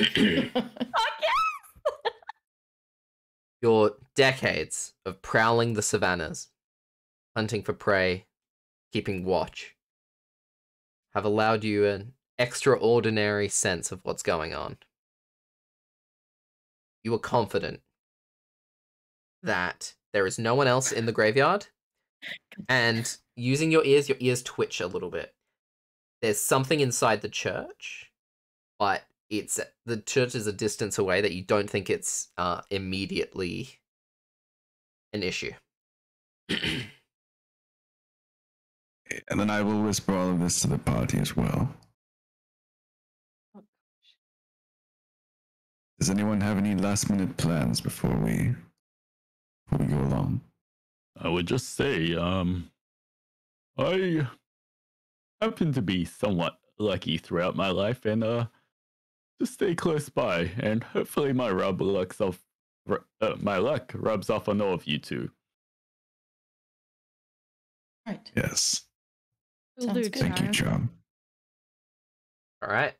So, I would like everyone to roll initiative, and none of the enemies will get to move during this first round because you guys will have surprise. Oh no. 14. That's a natural 1 for a 6. Oof. Oh no.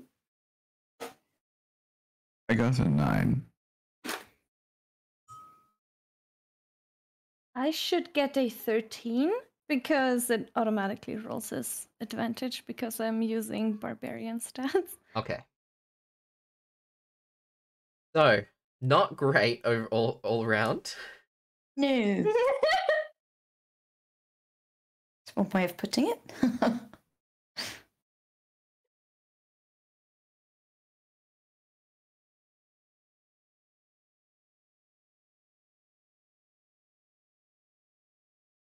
I'm missing someone. I think. Oh no! Five of Yeah, us. there we are.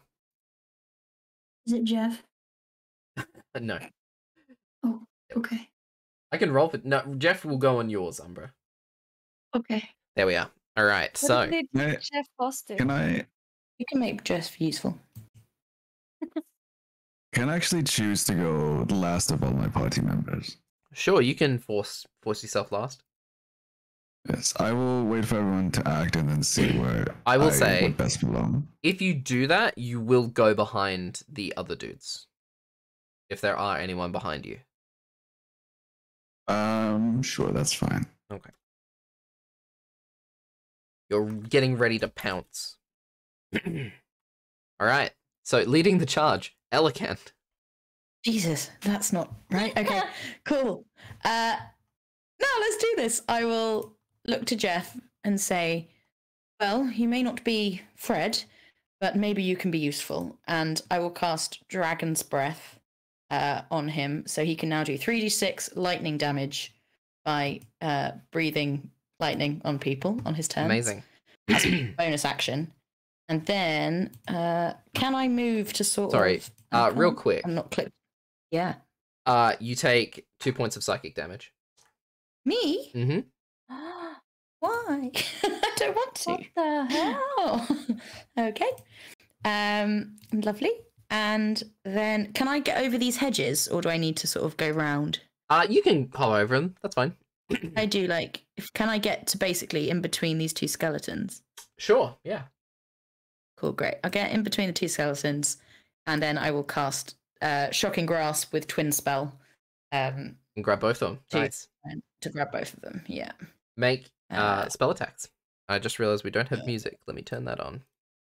24 for the first one. That'll hit. And 13 for the second. Still hits. Oh, let's go.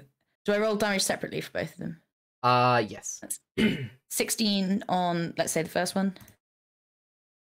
And 14 on the second one. Sweet.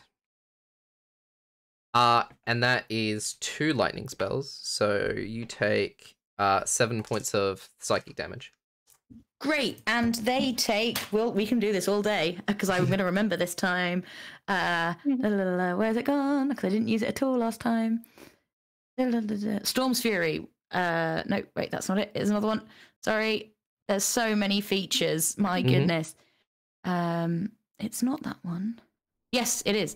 Heart of the Storm. So whenever you start casting. Oh no, a first level or higher. That's not first level or higher, so it's fine. Okay, don't worry. You did cast Dragon's Breath, though. Yeah, but they weren't within 10 feet of me when I did that. So Gotcha. It doesn't matter. So, after casting these spells, you get the vibe that whenever you cast lightning spells, don't take my lightning away from me. You basically get flashbacks to your nightmares, and the brand on your back sears with pain. Oh, that's not good. Okay. I'm gonna boop this guy backwards.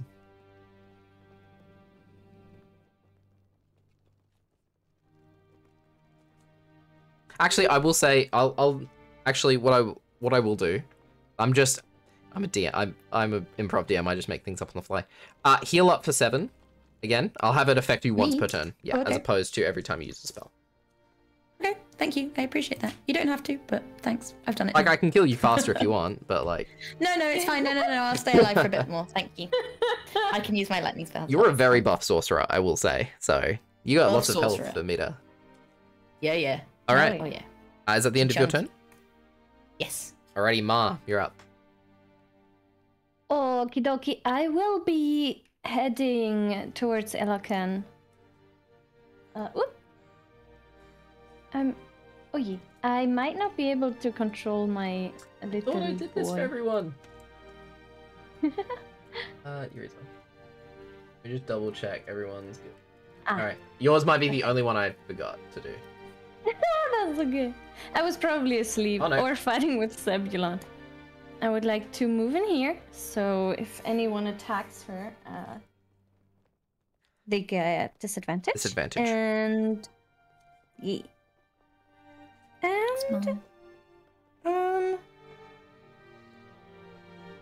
yeah, honestly, that might just be it. I'm just gonna bonk one of them. Which one did you attack again? Both of them. Both of them. Both! Amazing. Then I will be bonking the one above us. Go for it. Not that I do much damage, but hey. Just for the sake of it. 20? A 20 hits. Whee! Oh! Okay. 11 damage. Nice. Which deals an unbelievable amount. Which deals double damage because they're weak to bludgeoning damage because they're just bones. Yay! My hammer's useful. Alrighty. Is that the end of your turn? I fear so, yes. Okay. Now Umbra. I'm going to sneak around here I'm gonna float just slightly off the ground so I'm not actually touching it. And on this skelly boy right here, I am going to cast Eldritch Blast 3 times. Go for it. Okay. Are you kidding me? Please don't do this to me. Okay. Where? Okay. 20 to hit. Yep, that hits. 11 points of force damage. All right. Second beam. 13 to hit. Yep. I'll just let you guys know, Ooh. unless you guys get an 8 or 9, you're gonna hit these guys. They have an AC of 10. That, Okay. Holy shit. Yeah, they're just 14 skelly points of boys. Yep. And then, is he still up? Yep. Okay. Third beam, 28. Yep. For 14 points of That skelly force boy damage. is. I'm just doing the math. Yes, he's dead. Do we Yeah, get a you see- advantage from being Skelly boy. Do we get advantage for what? hidden at the start? Sure. Ma and Umbra. Actually, all of you who have made attacks, just roll attacks, however many attacks you made, again, just in case you crit. sure. Okay. We'll see what happens. No. No crit from Ma. Not a crit. Oh, I do get a natty. Yes. Not from me, but Alright, so let's do that that was on the last one.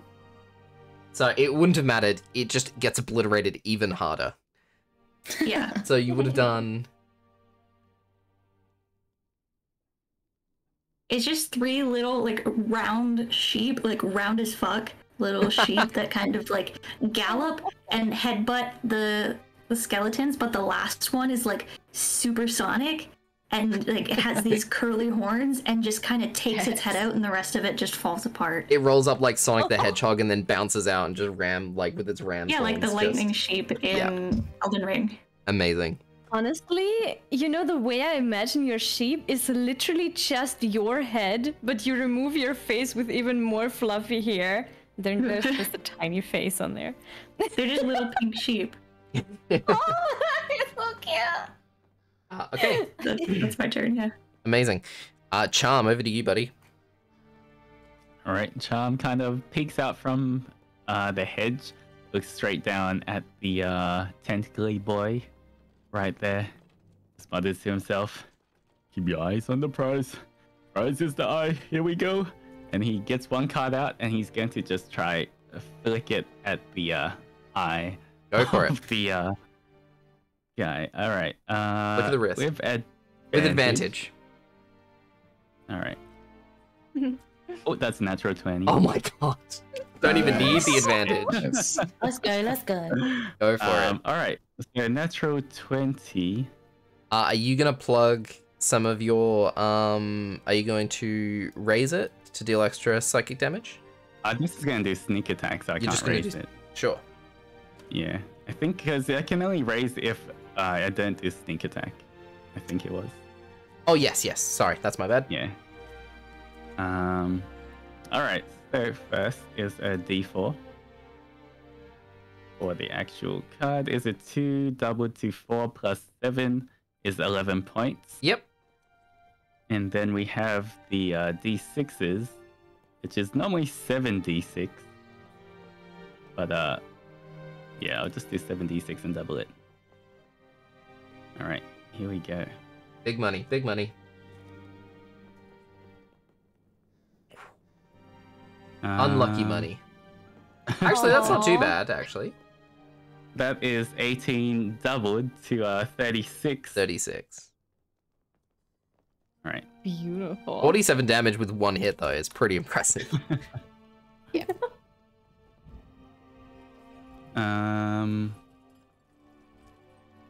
All right. Let's see. What else does he have?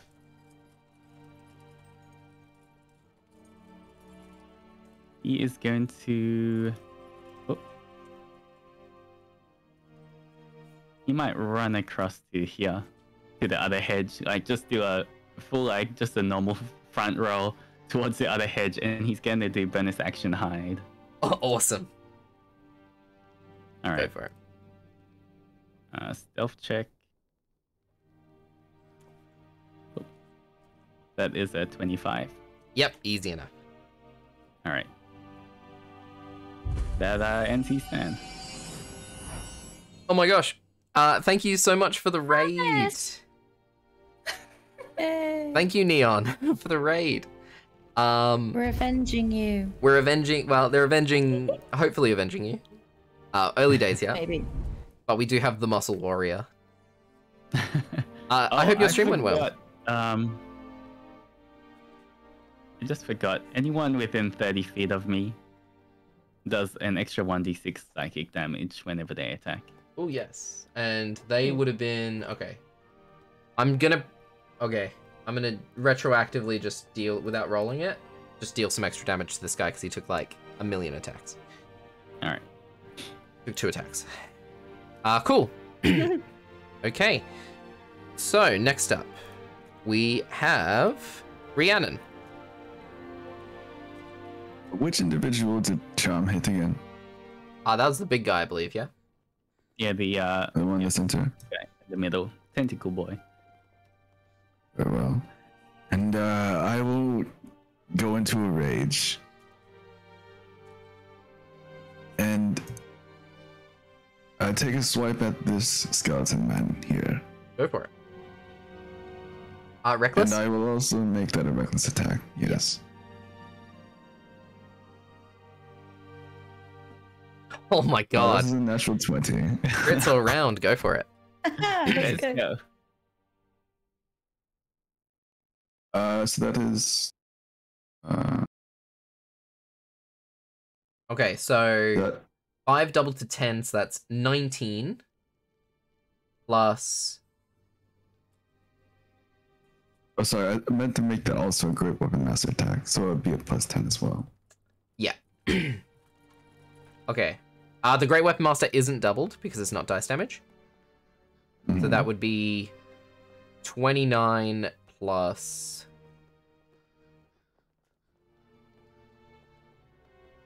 Sorry, I'm trying to do maths in my head. I think it's like 32 points of damage. The plus 3 from the rage as well. Yep. You should do bonus damage as well because of Zealot, shouldn't you? I'm waiting to see if it dies from this initial attack. And Sure. 1d6 from Charm. Yes, roll your 1d6 additional as well. Doubled. Doubled because of 8. That is an 8. So how much damage is this? 40?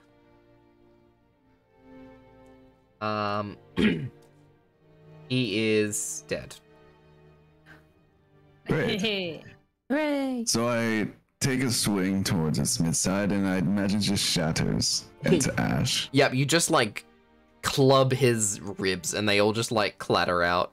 It's like a xylophone. They all just clatter out onto the floor. Its head kind of like swivels and then falls. Yes. Oh, did Jeff go? Oh, nope, Okay. Jeff didn't go, actually. All right, let me do a thing. Sorry.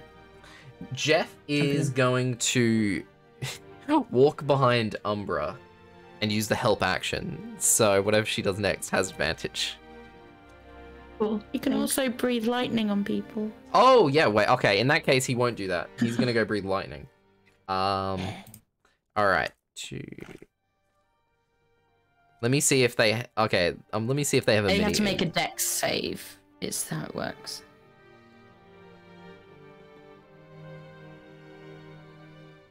All right, here we go. They had exactly what I was looking for. Give me 1 sec for it to upload. Oh Oh jeez. my god. A new token? Oh, look at him! Jeff! He's beautiful. The man-sized I sheep. love him. He's going to walk over here, and he's going to breathe lightning on the skeleton. They make a dexterity 18, so... It's already 18. Fucking fails. How much damage?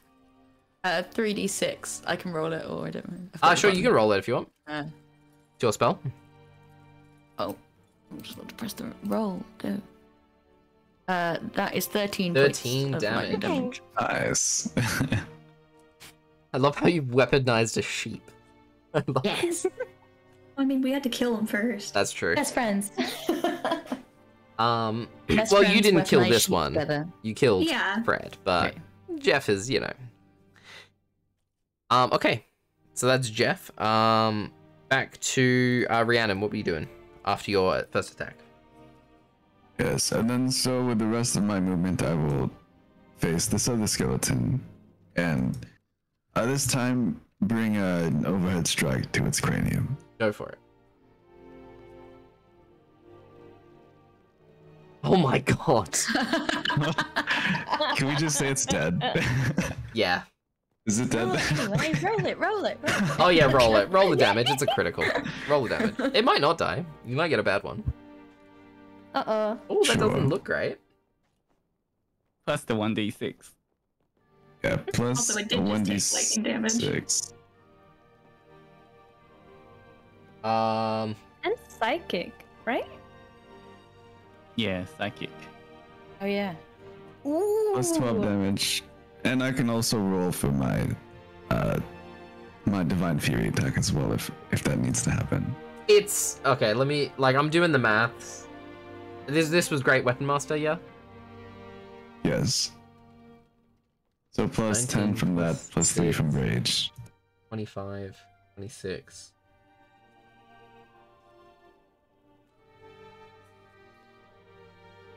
Alright, I'm trying to do maths. That's 62 damage. It's dead.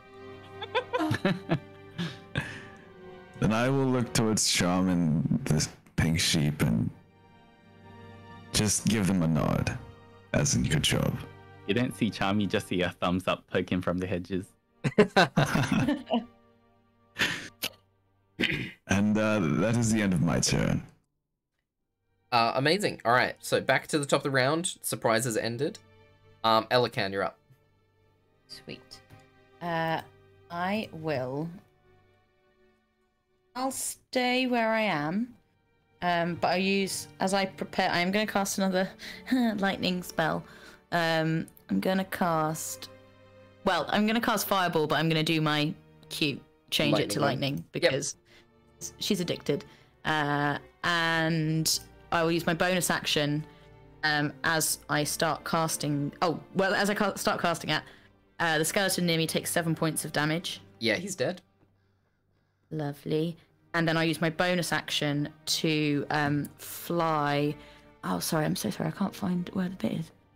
There's so many things. Is it the I measuring? Can fly some.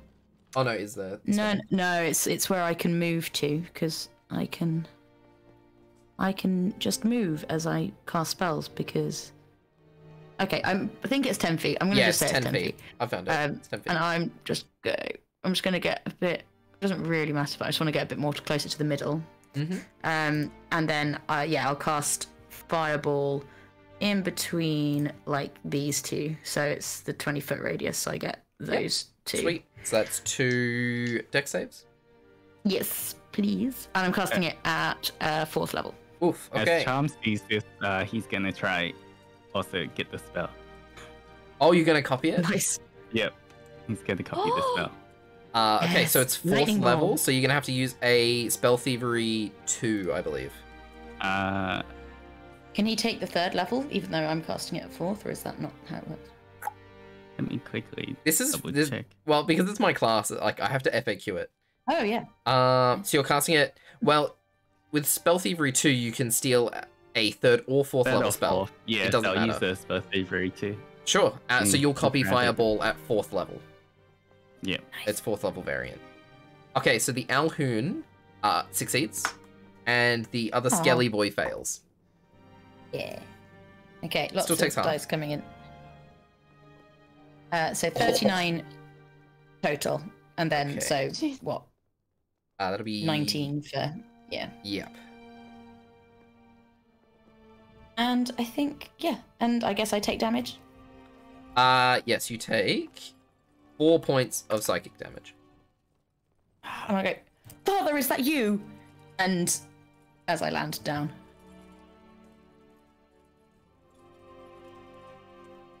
Okay, And that's it. That's my turn. amazing. Ma.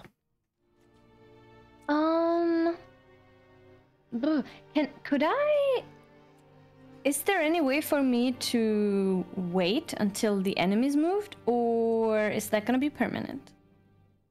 What do you mean by that? Oh, like pausing your turn until the enemies move. Exactly. Yeah, sure, you can do that. I would love that. Yes. Okay, I'll move you to above Rhiannon. Actually, you'll go below Rhiannon, so you go right at the end. Okay. Now it is the Alhoon.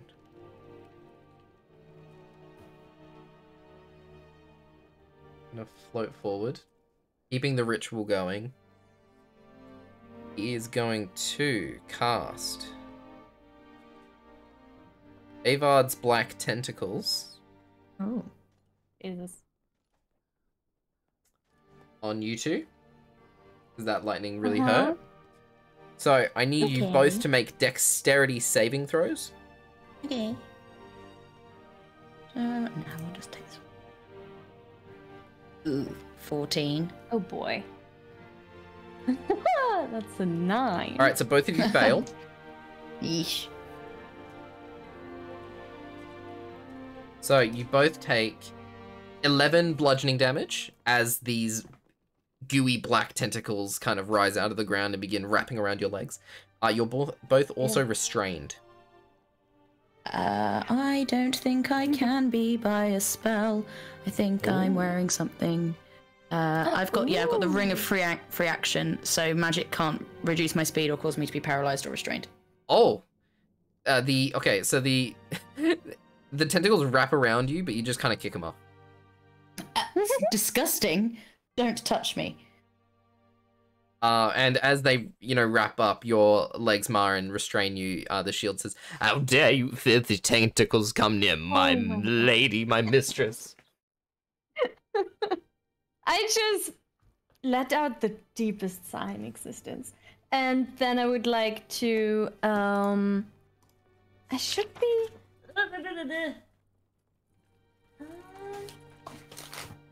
I would like to also expend a resilience point to deal 2d6 cold damage. Sure. I would, as Zebulon is saying that, I would like to grab him and clonk him against the lich thingy. Sure, he is not in melee. But let me look at the... It's Cursed Ricochet. Yes, let me look at the wording of Cursed Ricochet. Yeah. Let me look at Ricochet. Oh, it doesn't matter. It doesn't say anything about melee. So roll your damage.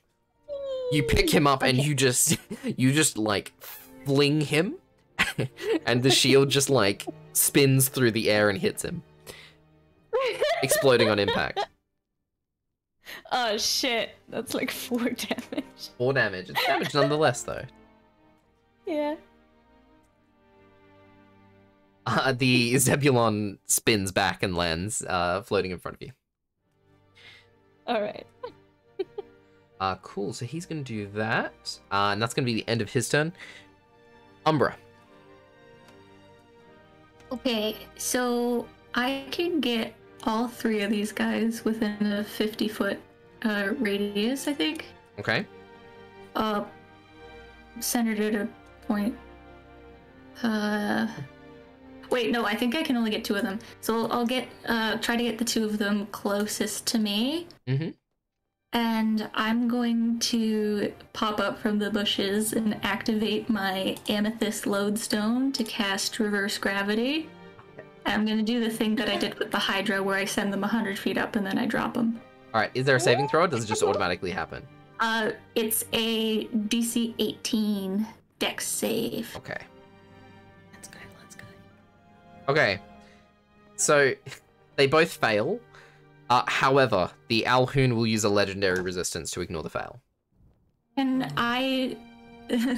well, as soon as I see the thing going, activating on the Skelly Boy, can I, like, angle the reverse gravity so that when it drops on the dude?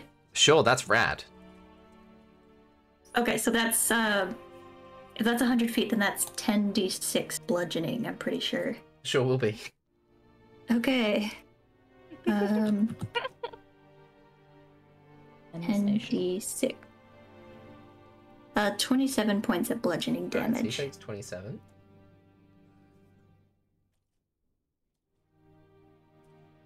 And let's say that the roll 2d6 for it landing on the Alhoon. Okay. 2d6. 6. 6 damage, alright. Okie dokie. Charm. Fred. Oh, Fred, sorry. What do you want Fred to do? Just attack. Just go up to this skelly boy as close as he can and do the thunder breath again. What's the range on the thunder breath? 15-foot cone. Yeah. Yeah, it's within range. Its hands are. Alright, it'll make a dex save. Yeah.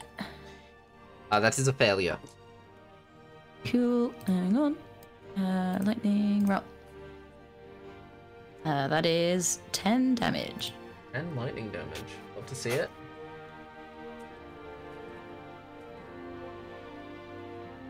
Good job, Fred. Okay. You're That's doing Jeff. great, sweetie. That's Jeff. Jeff, sorry, Jeff. You got nothing else? Umbra? No, that's everything. Alrighty, Charm. Over to you. Alright, Charm is going to pop his head out from the hedges just to see what's going on. You see he's still holding that card that's like now crackling with lightning energy. He's just gonna call out, "Behind you!" And he's gonna throw the fireball, lightning ball, like right in between these two. So he hits both, like all three Sure. of those targets. What's the range on Fireball? 150 feet. No, I mean 120, sorry. No, 150. 20-foot the radius. explosion. 20 foot? You can get all Radius. 3. And it uses Elicans. Yep, so Elican cast it again, basically. Oh, cool. Oh, it's dexterity saves. Yes. 618 Alright. The Alhoon. And what level are you casting it? at What- 4th. Yeah, whatever level you cast it at. Sweet. All 3 of them fail. Do you want to roll the damage? It's 9d6. Go for it. I'll let you do it. I think you need to, if you cast a spell, I don't think, because Charm, he won't have access to it in D&D Beyond, so. Oh, I see. Yeah, Okay, because he so can I cast press any the spell, it Yeah. makes it a bit difficult, so. button. Oh, I feel bad. You should be able to press the button. But I'm happy. That's I like alright. pressing the button. You do it. It's your spell that I stole. You're welcome to it. Do I have to mark it off as well? Nope.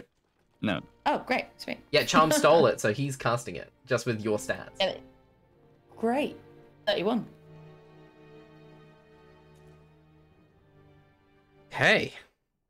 These guys are looking not so hot.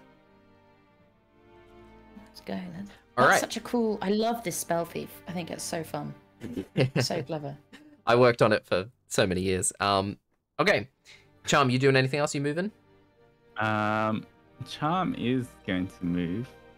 He's going to try head behind this hedge in there, Go for just so it. that he can get closer to all of his friends, so that they're within his radius. And he is going to bonus action hide once more. Go for it. All right, come on, stealth. That's a 27. 27. Pretty good. All right. Now it is the Alhoon's buddies. That lightning really hurt, hey. It will have a disadvantage. This guy is actually going to go after the sheep, because that's the only Oh, thing he's hello. been hurt by. It's the only thing close No, enough. leave Jeff alone. All right. So it's going to make Anything but 2 attacks at disadvantage against you, Elahan. Mm-hmm. Oh, wow. Double 2s. Right. Plus 10, 12, which I Oh. believe misses. That misses. Okay. Okay, so that was the first attack. Second attack is 22. That does hit. Okay. I'll use my reaction to deal 14 lightning damage to it immediately, and it has to make a strength saving throw. Okay. 18. Fails the strength saving throw. Cool, it gets pushed 20 feet away from me after it hits me, but Yeah. So all this like lightning and thunder energy just sort of like crackles and just explodes as he hits her. Amazing. Okay, so that is 20 points of slashing damage, Okie doke. and then he gets pushed 20 feet away. damage to deal 14. That's not so bad. I'll take it. Yeah. And then the one against him. I'm not even gonna roll damage. Jeff has 1 hit point. So Jeff is going to... He doesn't die, he just gets transported back to your mother, Umbra. Okay. You just see him disappear in a puff of wool, pink wool. Okay. I just wave. In a way, this is good, because now I can cast other concentration spells, so... Okay, Rhiannon, over to you. The black tentacles are still there, right? Yes, they are restraining Ma. Okay. Well, I think what I will do is I will at least take care of this one, and I will make a strike at its neck. Okay, go for it. Once again with a reckless attack. 22. Yep. Before you roll, you will need to call Great Weapon Master, just so we know what we're doing, because you need to call that beforehand. Yes. So this one I didn't call it, so I will just do the regular attack with this one. Sure. And then your second And that attack? is 14 damage. And then this next one, I will try again to slash at its neck, using the momentum from the previous blow with Great Weapon Master. That is a 18. It'll be 23. It only takes 5 away. Okay, But yes, still hits. 23. Very well. So then we'll take 17 slashing damage. Plus the 10 from Great Weapon Master. Plus 10. Yes, and then plus 3 from the rage. And then the Divine Fury, which is 1d6 plus 7. For an extra 12 damage on top of that. Okay. Cracked 100. It's not quite Yes. 2 crits in a row, but still respectable amount of damage. Yeah. Amazing. And then, and that is the end of my turn. Alrighty. Ma, over to you. Can I? Do I have to use an action to get free of these tentacles, or is that? Let me look at the wording.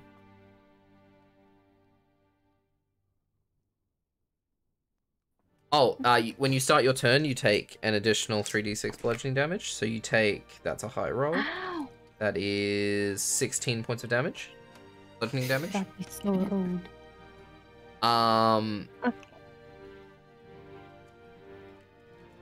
You can use your action to make a strength or dexterity check against the spell DC. All right. I still have action. Those tentacle attacks don't count as a melee attack, right? No, it's technically spell. Okay. Damn it.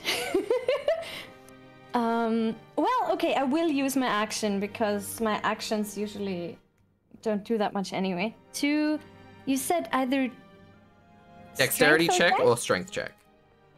Oh, I'll do strength. I don't have much, but I have a little bit. Oh, thank God, 27. Yeah, easy.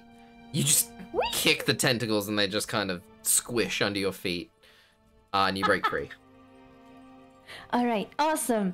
Sorry, I just knocked over my glass. I would like to.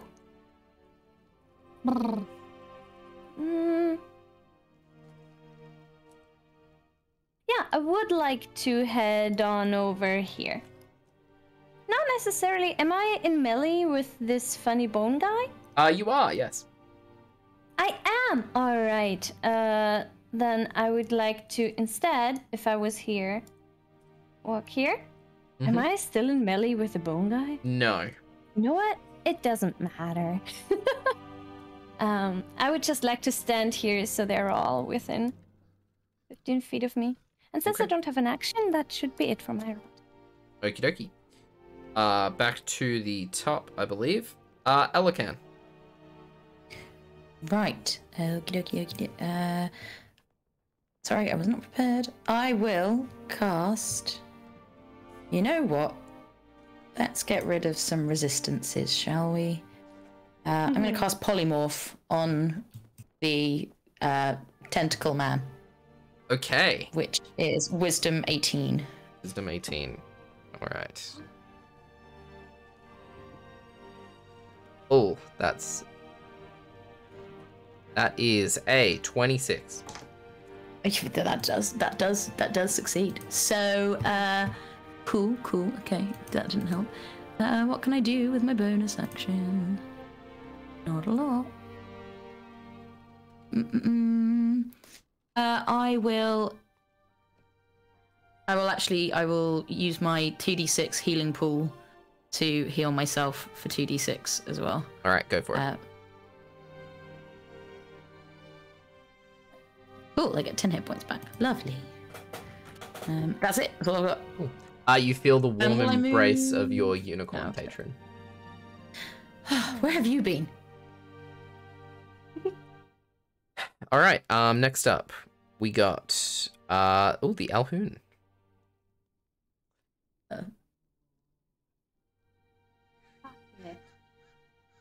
Okay. Ma, standing in front of it, looks dangerous. He can't see Charm, who he knows is dealing a lot of damage. So, Umbra's too far away. So, Ma. Yes. I need you to make... Well, I'm going to call it first. Because I know there's people with counter spells. The Alhoon is going to cast Disintegrate on Ma. Yeah. Yeah, that's getting counterspelled. Alright. That's, I will do 6th level counterspell. You're very lucky, because it is a 6th level spell. So it automatically goes off. And as this tentacled, awful creature begins to basically, like, pull up a Kamehameha, and as he begins to, like, send it out, you just wave your hands with a crackle of lightning, and it fizzles. Sorry, not today, thank you. Is going to use your action to also steal the counter spell. Good. Nice. Yes, take all my spells, let's go. Amazing. I have to I make a feel spell like I check for was- this there, because it is level 6. That is true, you do. What is my spell modifier? So it's just your, whatever your charisma modifier is. Like, do 20 plus your charisma mod. I would plus 5, I believe. It's plus 3. Oh, okay.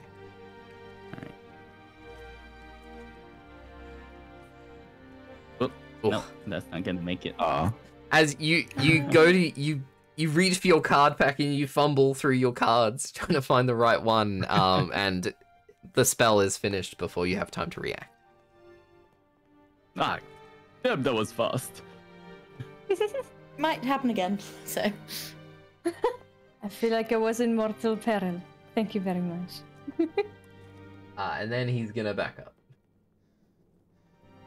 Hey, Umbra, over to you. Okay, one sec. I just need to know how far away he is from me. Am I crazy to think that we skipped me? Or am I at the bottom of Rhea for good? No, I didn't skip you. No, you moved to the bottom permanently. Alright, gotcha. I got us. Oh, 120 feet. Okay, so I am going to use my Waking Nightmares feature, and I'm going to impose disadvantage on the Wisdom save for Phantasmal Killer on the Mind Flayer Lich dude. Mm-hmm. And it's going to automatically be cast at 5th level. Okay. All right. So he's gonna cast. I'm gonna roll these saves on D&D Beyond, so everyone can do it. Not D&D Beyond. 20. Roll 20, yeah. Roll 20. That's one. All right. So this is with disadvantage. Mhm. 11. That is a fail. Okay. Nice. Yeah, that is.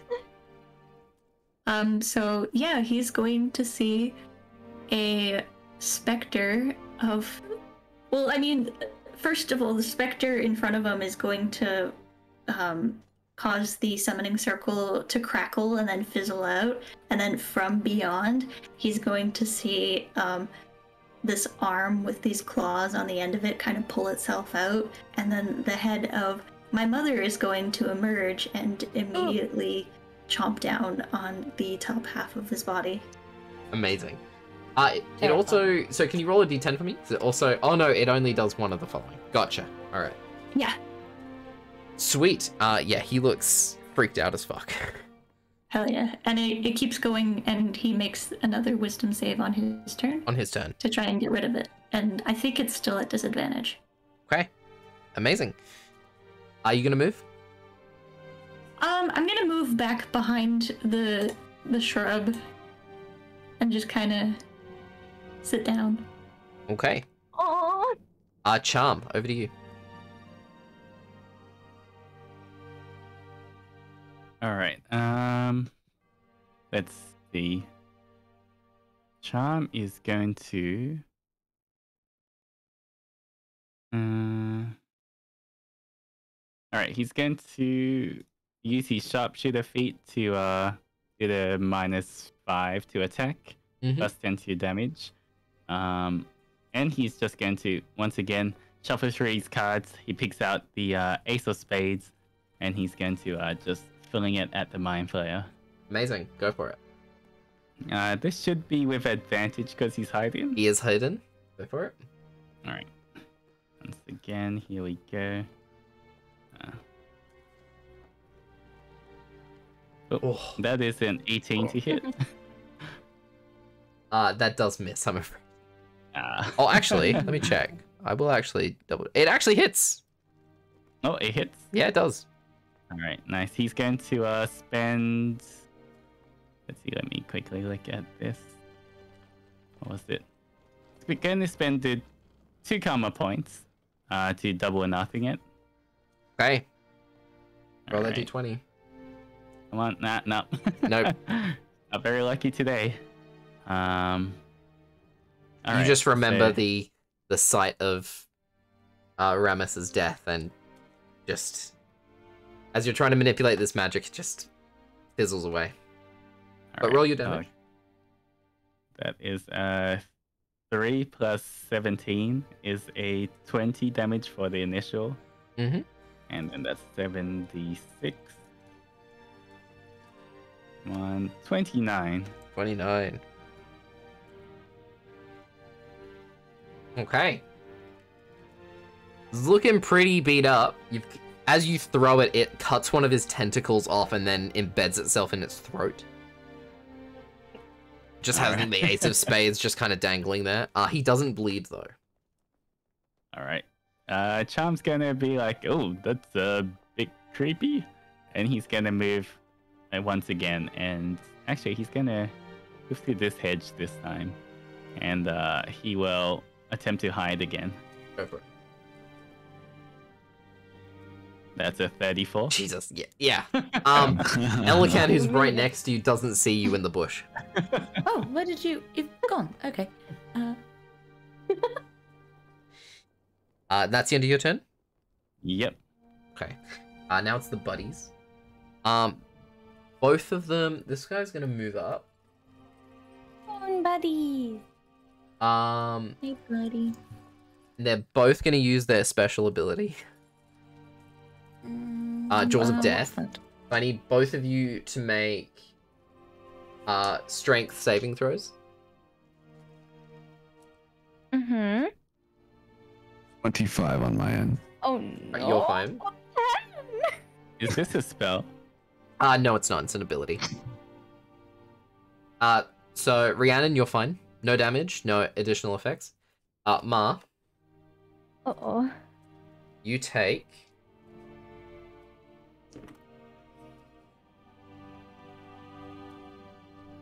You take 14 points of piercing damage. Mm-hmm. And as its teeth grip down, its huge jaws biting around you, it tears upwards, and for flavor, pulls off some of your plate armor, and your AC goes down by 2. Actually, you know, just for the memes, because it's funny, he's gonna go down and grab Zebulon. Thank you. I just wanted to just. He bites down and Zebulon throws himself. I'm here for you. And Zebulon just gets caught in between his teeth and can't get out. Thank you very much, Zebulon. Your service has always been appreciated. I say as I hope he dies. You just hear muffled screams. Okay, so that's gonna be them. You said that was a that was not a melee attack. That was a feature. It's an ability, yeah. An ability. Okay. You can still half the damage though, I believe. You just won't get a point back. Yeah, I'm rather low on my hitty points, so I see. I'll keep them for now. Okay. That's the buddies done. Rhiannon. And when it tries to do that, I will push him away and say, "You not dare touch me." And I will make a great weapon attack, great weapon reckless attack against it. Go for it. Oh my It's a god. natural 20. Jesus Christ. It's a natural 20. Every time. Oh my god. Without failing, natural.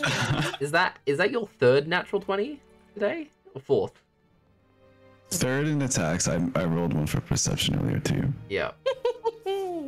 Okay, go for it. Not too much. That is...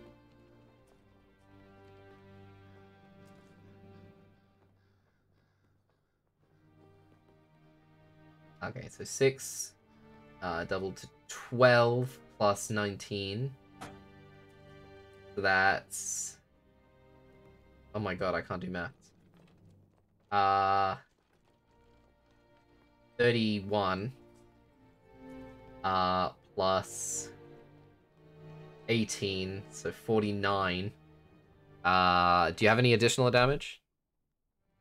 Yes, that will be the Divine Fury. So I'll roll the 1d6 and then double that and then just add 7 on top. Okay.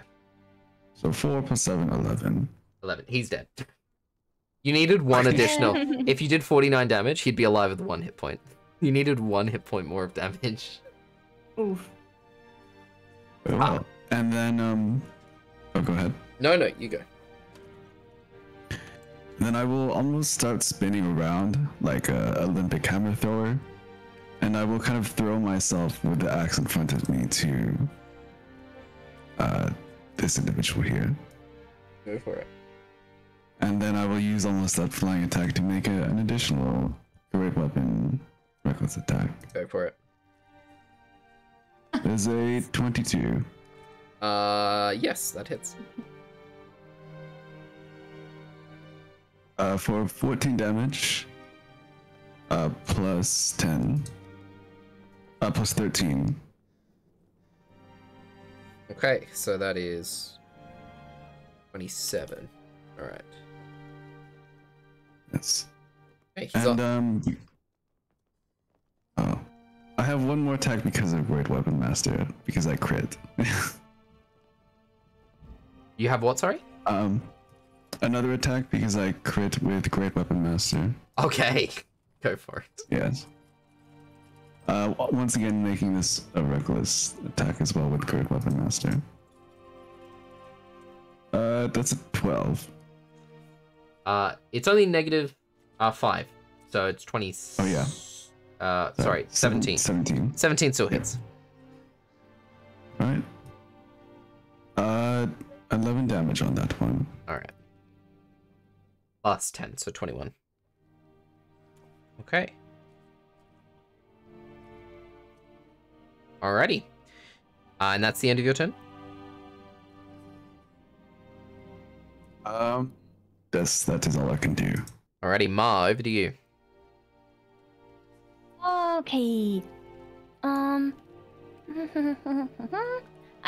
think Ria's got it back there, so I'm just gonna bonk the jaws that are currently holding Zebulon. Nice.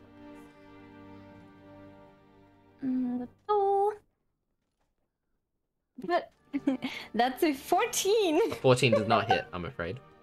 Yeah. I'm like, oh no, Zebulon, hang in there. And you just hear just screaming and grinding of metal on bone. Almost there, stay strong.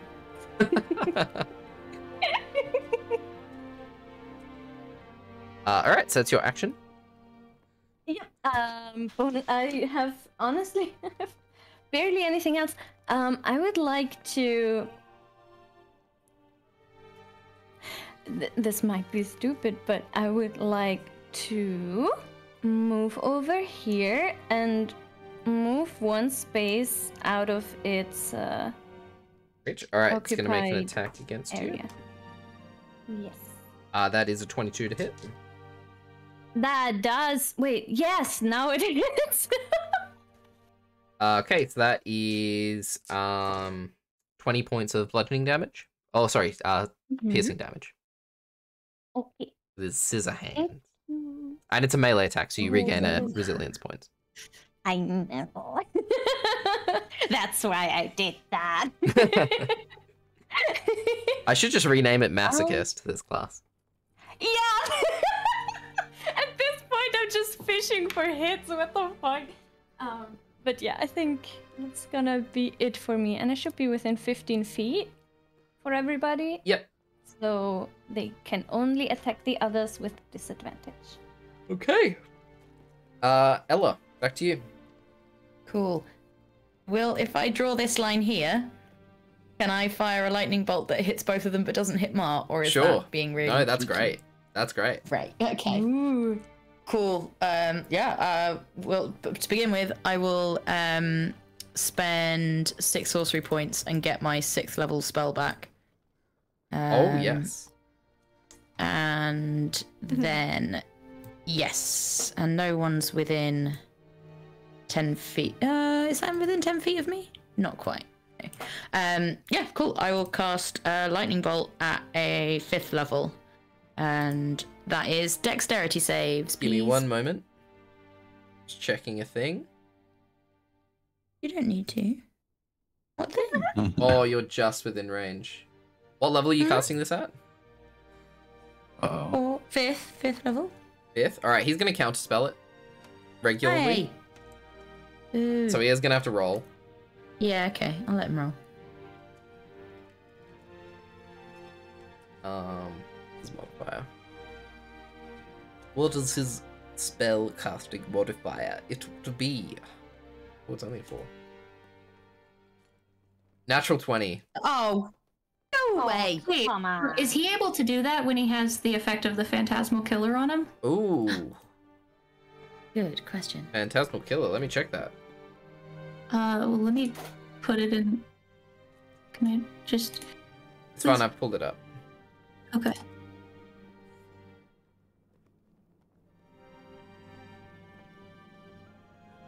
I don't believe so. It's frightened, but I don't believe that affects spellcasting.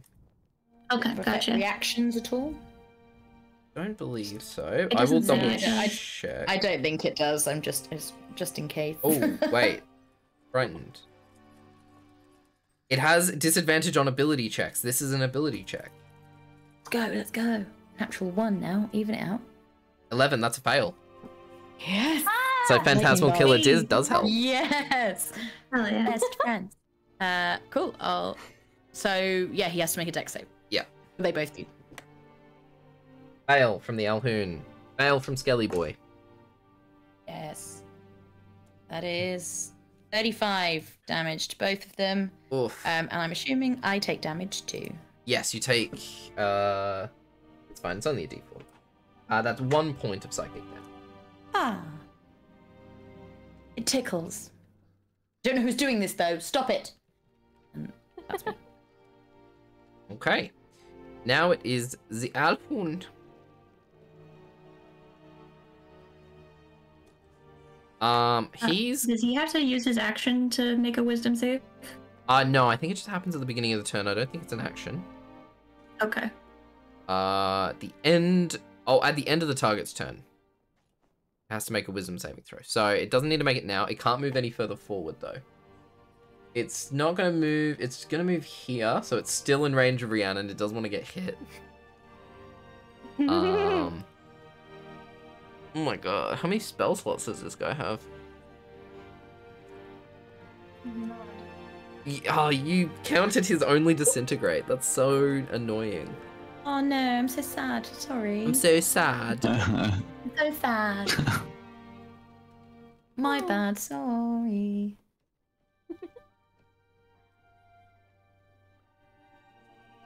Okay. Let's see what it can do. He's actually gonna move here.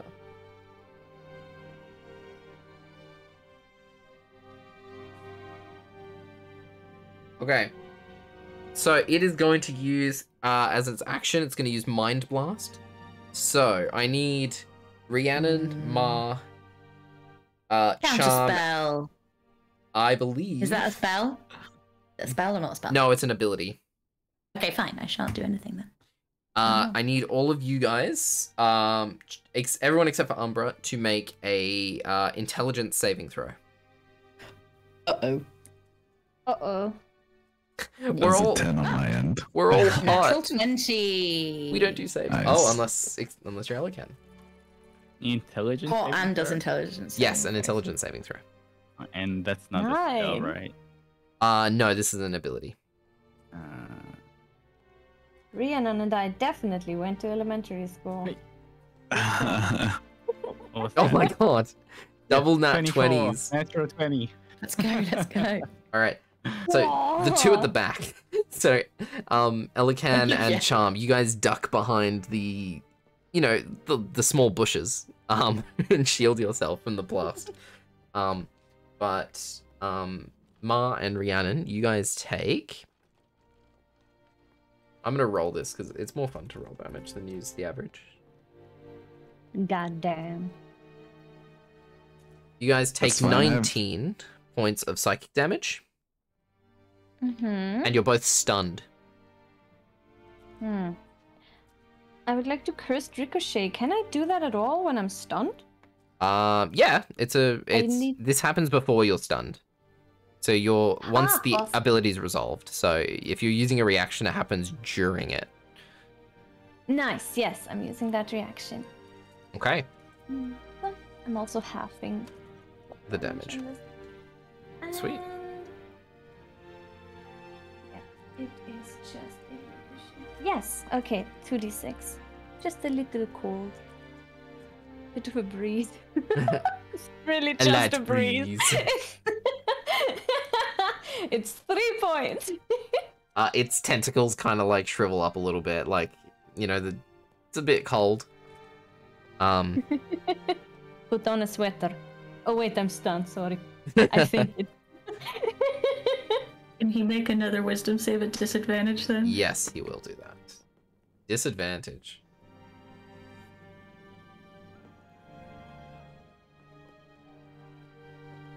What was it? Wisdom, sorry? Yeah, wisdom. Disadvantage? 16? Yes, so he fails. Fails. Alright, roll your damage. As he casts, or as he uses this this mind blast, and he gets a moment of clarity right before the visage of my mother pokes right into the middle of his vision again, taking another chomp on his face. And more of his, you guys don't see anything, but for some reason parts of all of his tentacles get bitten off and just fly into the air.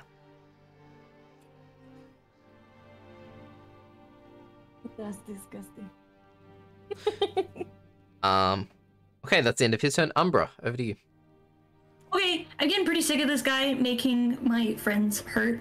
So I'm gonna go right here, and he's still afraid, so I am going to expend my 8th level Mystic Arcanum and cast Feeble Mind. Oh, Oh. oh no. So, intelligence saving throw.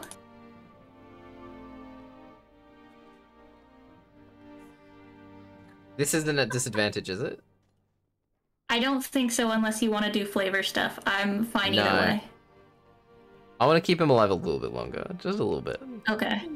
Let's see. He's got a pretty good intelligence saving throw, though. So let's see. Oh, natural Oh, 20. fuck. 28. Okay, never mind then. No.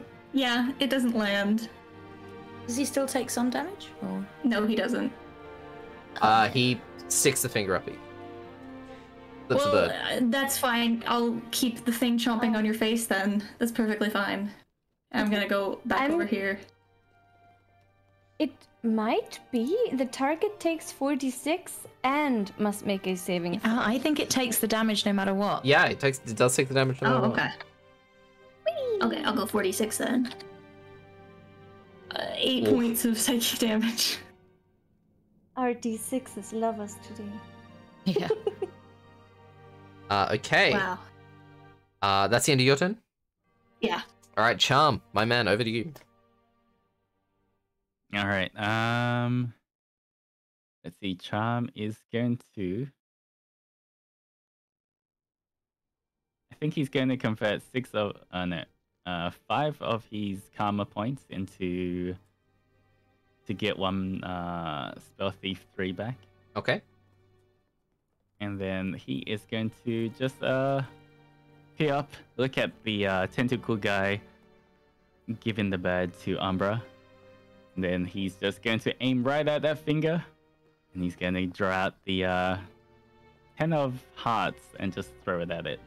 Go for Trying it. to hit that finger. How dare you make a gesture at my friend? And he's going to let's see. Oop, 22 hits. All right. That was Is this with 10. sharpshooter, so neg 5? Yep. So that 15 still hits. All right.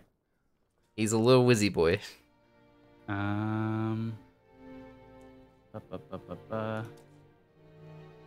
Going to use wait. How many points is it to double or nothing? I believe 2. Off the top of my head. 2. I only had 6 karma points. I only have 1 left, so I can't do that. Okay. All right, that's fine. Damage is 1 plus 17. That's 18 points. Yep. Plus 27. Okay. You flick the card. It spins in the air. Really cool, like in those like trick shot videos.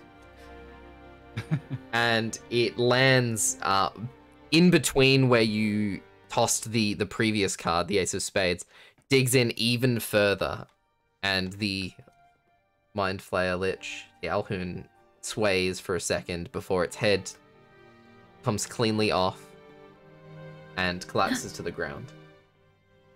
Yeah. Oh shit! Was aiming for the finger. This bone creature also falls into its robes and loses its form, dying.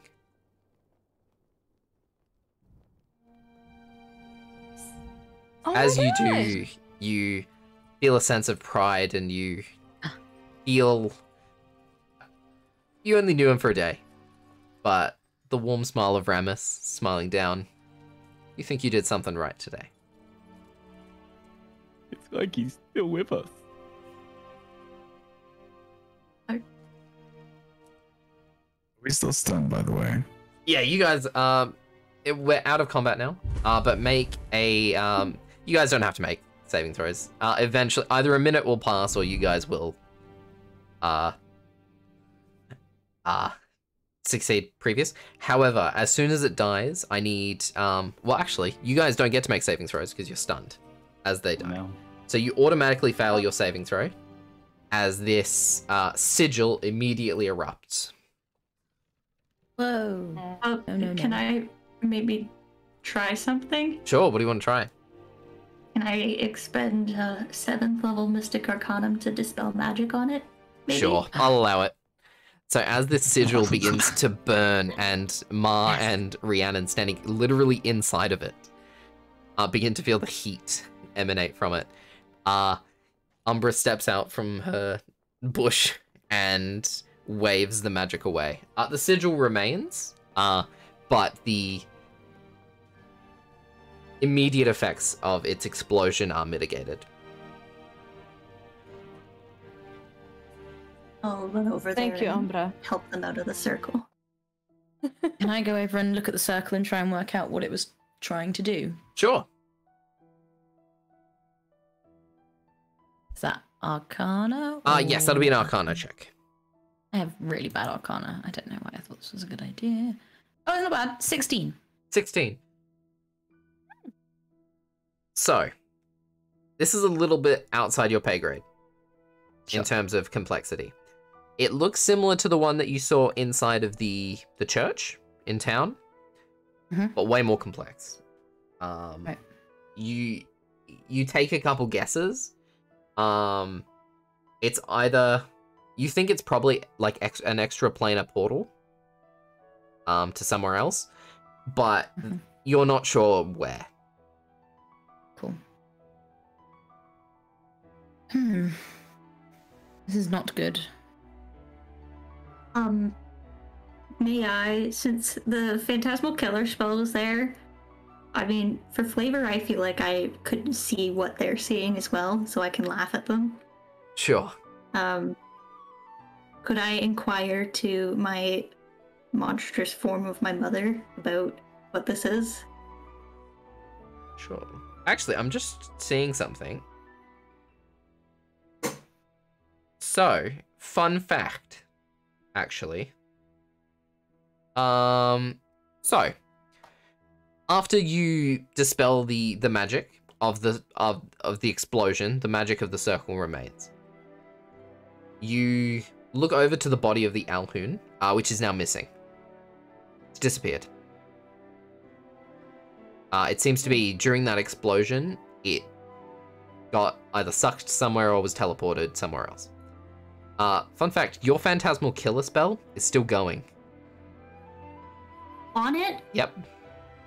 Oh. It's still alive somewhere. Not here. You can make an Arcana check. Okay.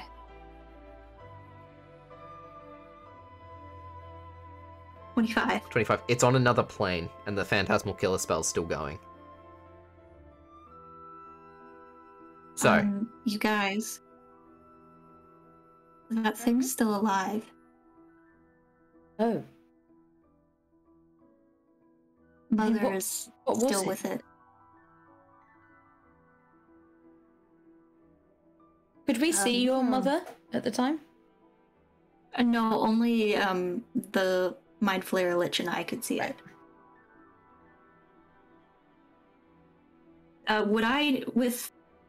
I can make another check if necessary, but with that 25, would I know about liches and their propensity to still keep living unless their phylacteries are gone? yeah, so Phylactery's still up, right? That's your first note that this thing's, even if it wouldn't have died anyways. Its body's dead, so its soul has gone somewhere else. The unique thing about this is the soul, yes, the soul's still alive, it's gone somewhere else. Probably to where the phylactery is. But its body is now alive again, right? Because it's still taking damage. So wherever Okay. it's teleported to,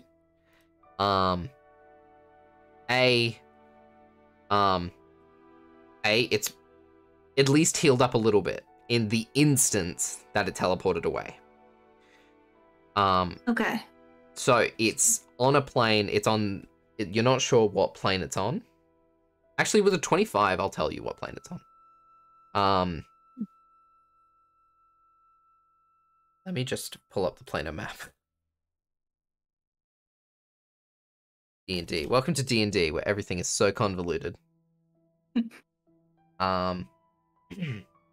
So, this would be in one of the lower planes.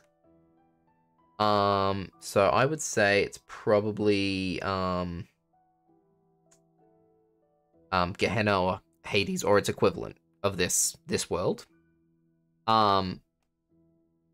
However, as the spell is still going, you kind of close your eyes and your mother kind of pulls you into her embrace, like in your mind, and you begin to see through her eyes, and it's running through a plane which is embroiled in flame and war. There are bodies everywhere, mostly of demonic and devilish beings, but the devils and demons are dead. These are beings the sky that look like? the sky is... So, with your knowledge of this plane, not that you have a huge knowledge of extra planes, the sky here is usually pitch black, right? Okay. The sky here is pitch black, but it has huge cracks of red forming. Okay.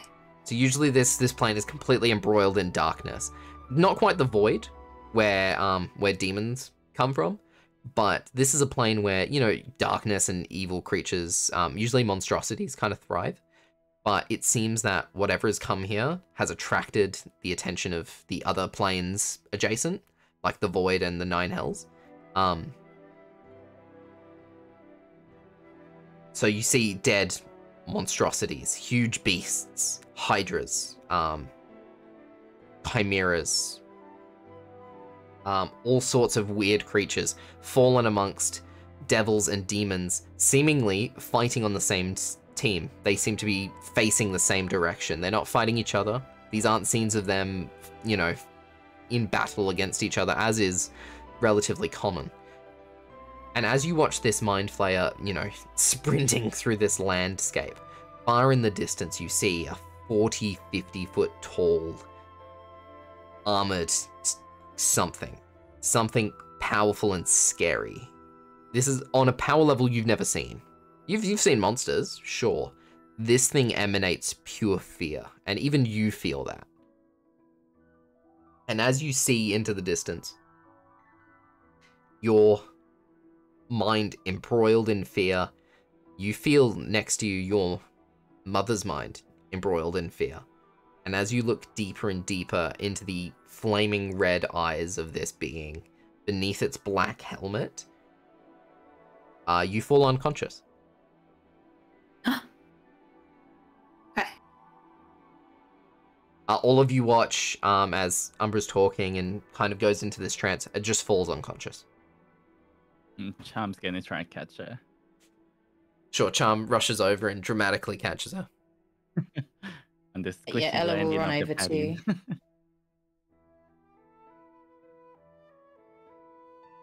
Can I check if Rhiannon she's will- still breathing? Is she just asleep? Is she... Sure, make a medicine check. Oh, no. You can roll with advantage because you're besties. Bestie advantage. 16. 16. She's still breathing. She's still fine. Okay. She's fallen unconscious. It seems like something really mentally hard has hit her. You're not sure what it is. It's not like a physical ailment, but as you're like, you know, checking her vital signs, you see a red patch on the side of her neck. Oh no. We need to get her to a cleric.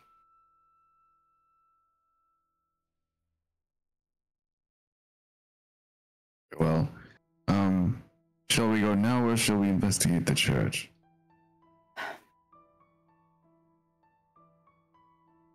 Maybe I should take her. Maybe you should all... I don't... No, let's look in the church and then we should go immediately. What is wrong with Umbra, Elakan? I think she may have what's wrong with me. I don't know how long it will take to affect her. Oh, Well, I do not. I don't know if any of you have heard of sky sickness. It would seem I No. am more resistant to it than others, but I mean, Umbra was the one who told me this. I don't. It only takes a couple of days. We need to get her help, and we need to get her help soon. All right. We will not let it take several days. We'll get her help as soon as possible. Okay. Which one of us is the fastest here? I Pretty think standard you, fast. Rhiannon. Actually, Let's you go and for Charm. you. 40 foot. Yeah, you and Charm. 40 feet. Yeah. Yeah, we both have 40 feet. So, Oh, same. Nah, it's probably not a guardian. Yeah, that's a barbarian well, thing. Yeah. if we take her, then we can get her back to town right away. Is there even anyone in town who can do anything? Merlin, would I know if Rob is a cleric? Yeah, make a. Actually, you wouldn't need to roll. He cast the resurrect some strong He healing spell caused before. not resurrection. It's the really high level healing one. Yeah. The one that can regrow limbs. I forgot what it's called. What? Regenerate, right? Yeah, he can cast regenerate. That's all you know. You don't know necessarily if he's a cleric. From your travels, Rhiannon, you think that he's a bard, but he's someone who's specialized in like healing magics as opposed to like damage. So he's picked up some tricks from clerics along the way. So you think he's probably your best bet, but yeah. Looking to the party, I say, I'm not sure entirely if Rob is capable of healing her, but he might be our best lead for now. At least get her stable.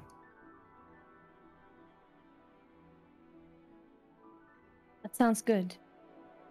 Yes. Yes. Okay. So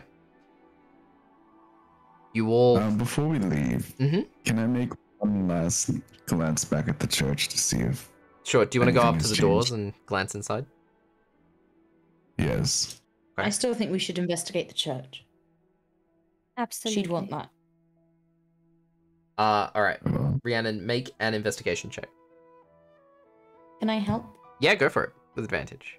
Or you can roll separately. I don't know what your investigations Maybe you yes, should I have roll a with plus advantage. one. Oh, I so have do a I. plus one. Let's both roll. Okay. 7. That's two. are. Two. You glance inside. There's rivers of blood. It's really icky. Rhiannon, with your passive perception, whatever was in here, like moving around, is gone. But something's definitely gone inside that you should probably check out.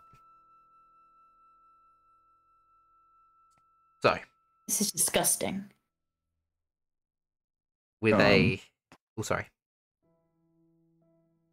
I feel like we should investigate this further, but I also do not want to risk Umbra's life. No, me either. No worries, we've got this. If you want to, maybe you can take her back, and then one of us can stay behind to investigate Sounds good. further. I think it's probably safer if more people stay. Yes. Then again, I would feel bad to only have Muscle Man, no offense, Charm, carry Umbra back. Rhiannon, Right. would you not be the best bet for us to get us there safely? You also know Yes. Rob. Yes, very well. I will take her back, and I will strap her onto my back and just, as quickly as I can, dash towards back to the village. Alright, come back quick. You get onto all fours and, like a majestic lion that definitely does not fit into this landscape, begins running towards the town, and that is where we're going to end for today. With you guys getting ready to explore this church, and Rhiannon beelining it back for town. And what a great way to write out Hilda for next week, since she's not here. No. Oh no! God damn! So smart. Oh my gosh. It's almost like I've been dungeon mastering for a long time. What? That was great. And What a there great were session. 4. Oh, that was awesome. So fun. God, I'm terrified now. Oh, I told you I would Does kill that you mean- all. I know. Merlin, does that mean my patron has sky sickness too? Yeah, what happens when a... Because what type of creature is she again? Is she undead or is she... She's demonic. She's demonic. What happens when a demon gets sky sickness? Don't ask me that. bro, I don't know what sky sickness is. You made it up, Merlin. You tell us. Do you know a What fun happens fact? when a demon gets sky sickness? I don't know. We'll have to see next week. You know what's really funny about this game? I low-key... So I didn't have any plans for, like, today's game. And I was in the shower about an hour and a half before we started. And I'm like, oh gosh, what am I going to do for this week's game? I should probably think about it. And literally I was in the shower and I was like, all right, so what elements do we have from, like, last week's game? Like, what's going on? And I just wrote the words, like, on the glass. I just wrote the word sky sickness, and I'm just like, easy done. That's today's episode out of the way. Easy peasy. Madness. God damn it. So, yeah, it's just things kind of just lined up really well. It's my favorite. Yeah. My favorite type of DMing is just like, you know, a couple sentences Rolling of notes, with and that's it. Yeah. Ah, Phenomenal. The That was so audacity. good. But thank you very much, everyone, for joining us. Thank you. That was awesome. Thank you. Thank you for the session. Can't wait to see everyone next week and dealing with this. We might have Astrid joining us next week because we're going to be down 2 players, I believe. So we might have Astrid join us next week to fill in the gap. But we'll see. We might have somebody else step in. But it's great having you on. This is so much fun. So fun. Thank you. And Hell yeah. let's hashtag plug ourselves before we go. Let's go in reverse. Riza. Hello, I'm Reza. I do RT gaming here on Twitch. So if you want to see me in my shooting star face, you can find me under the same name here and basically everywhere else. So see you there. Amazing. Emily. Yes, hello, I'm Emily. I play D&D over with the RP Geeks. We're actually on a bit of a summer break at the moment, but if you go to our website, rpgeeks.co.uk, you can see all of our past episodes and things like that, or download them on podcast, or follow us on social media. We're RP Geeks D&D pretty much everywhere. So, yeah. Amazing. Hilda. Oh, I am Hildegeist. I stream here on Twitch when I'm not doing research. I have sky sickness. No. Amazing. Yume. Hey y'all, this is Yume. I just want to say that I've rolled more crits than I have in this one game than I have my entire D&D career. So You're I don't know if that's a unstoppable. good or bad thing. But yeah, I had a lot of fun today. Being a barbarian is really nice. I don't have to worry about much. And yeah, look forward to the books that will eventually come out. And yeah, enjoyed the game today. Thank you, Merlin. Amazing. Juan. Yes, I am a Red Panda VTuber, live TD artist and rigger on Twitch. I do games, I do art, I do lots of random stuff. But yeah, I'm having so much fun playing with everyone. It's such a cool world and session, so thanks for inviting me. You're very welcome. And I am your humble dungeon wizard, Melon the Magister, now with my true frog form. The form I'm never going back to human again. This is it.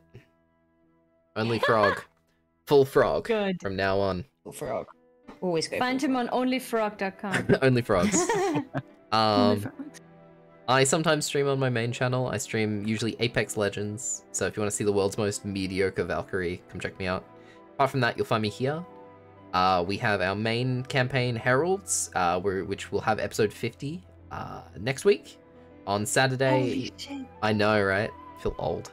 Yeah. Same time, same place.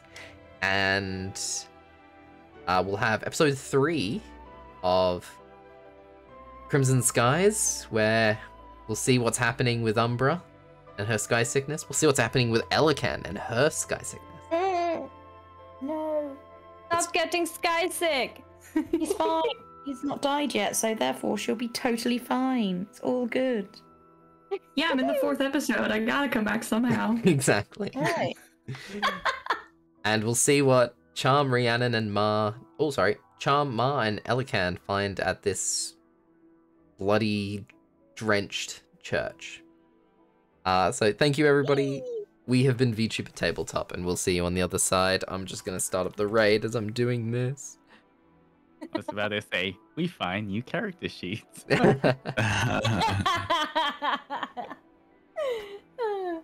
Everybody make a backup character. There we are, and we're gonna go send you to the guy who died last week. Go give Neon lots of love. We've been VTuber Tabletop. We'll see you on the other side. Goodbye, everyone. Bye-bye. Bye. Bye.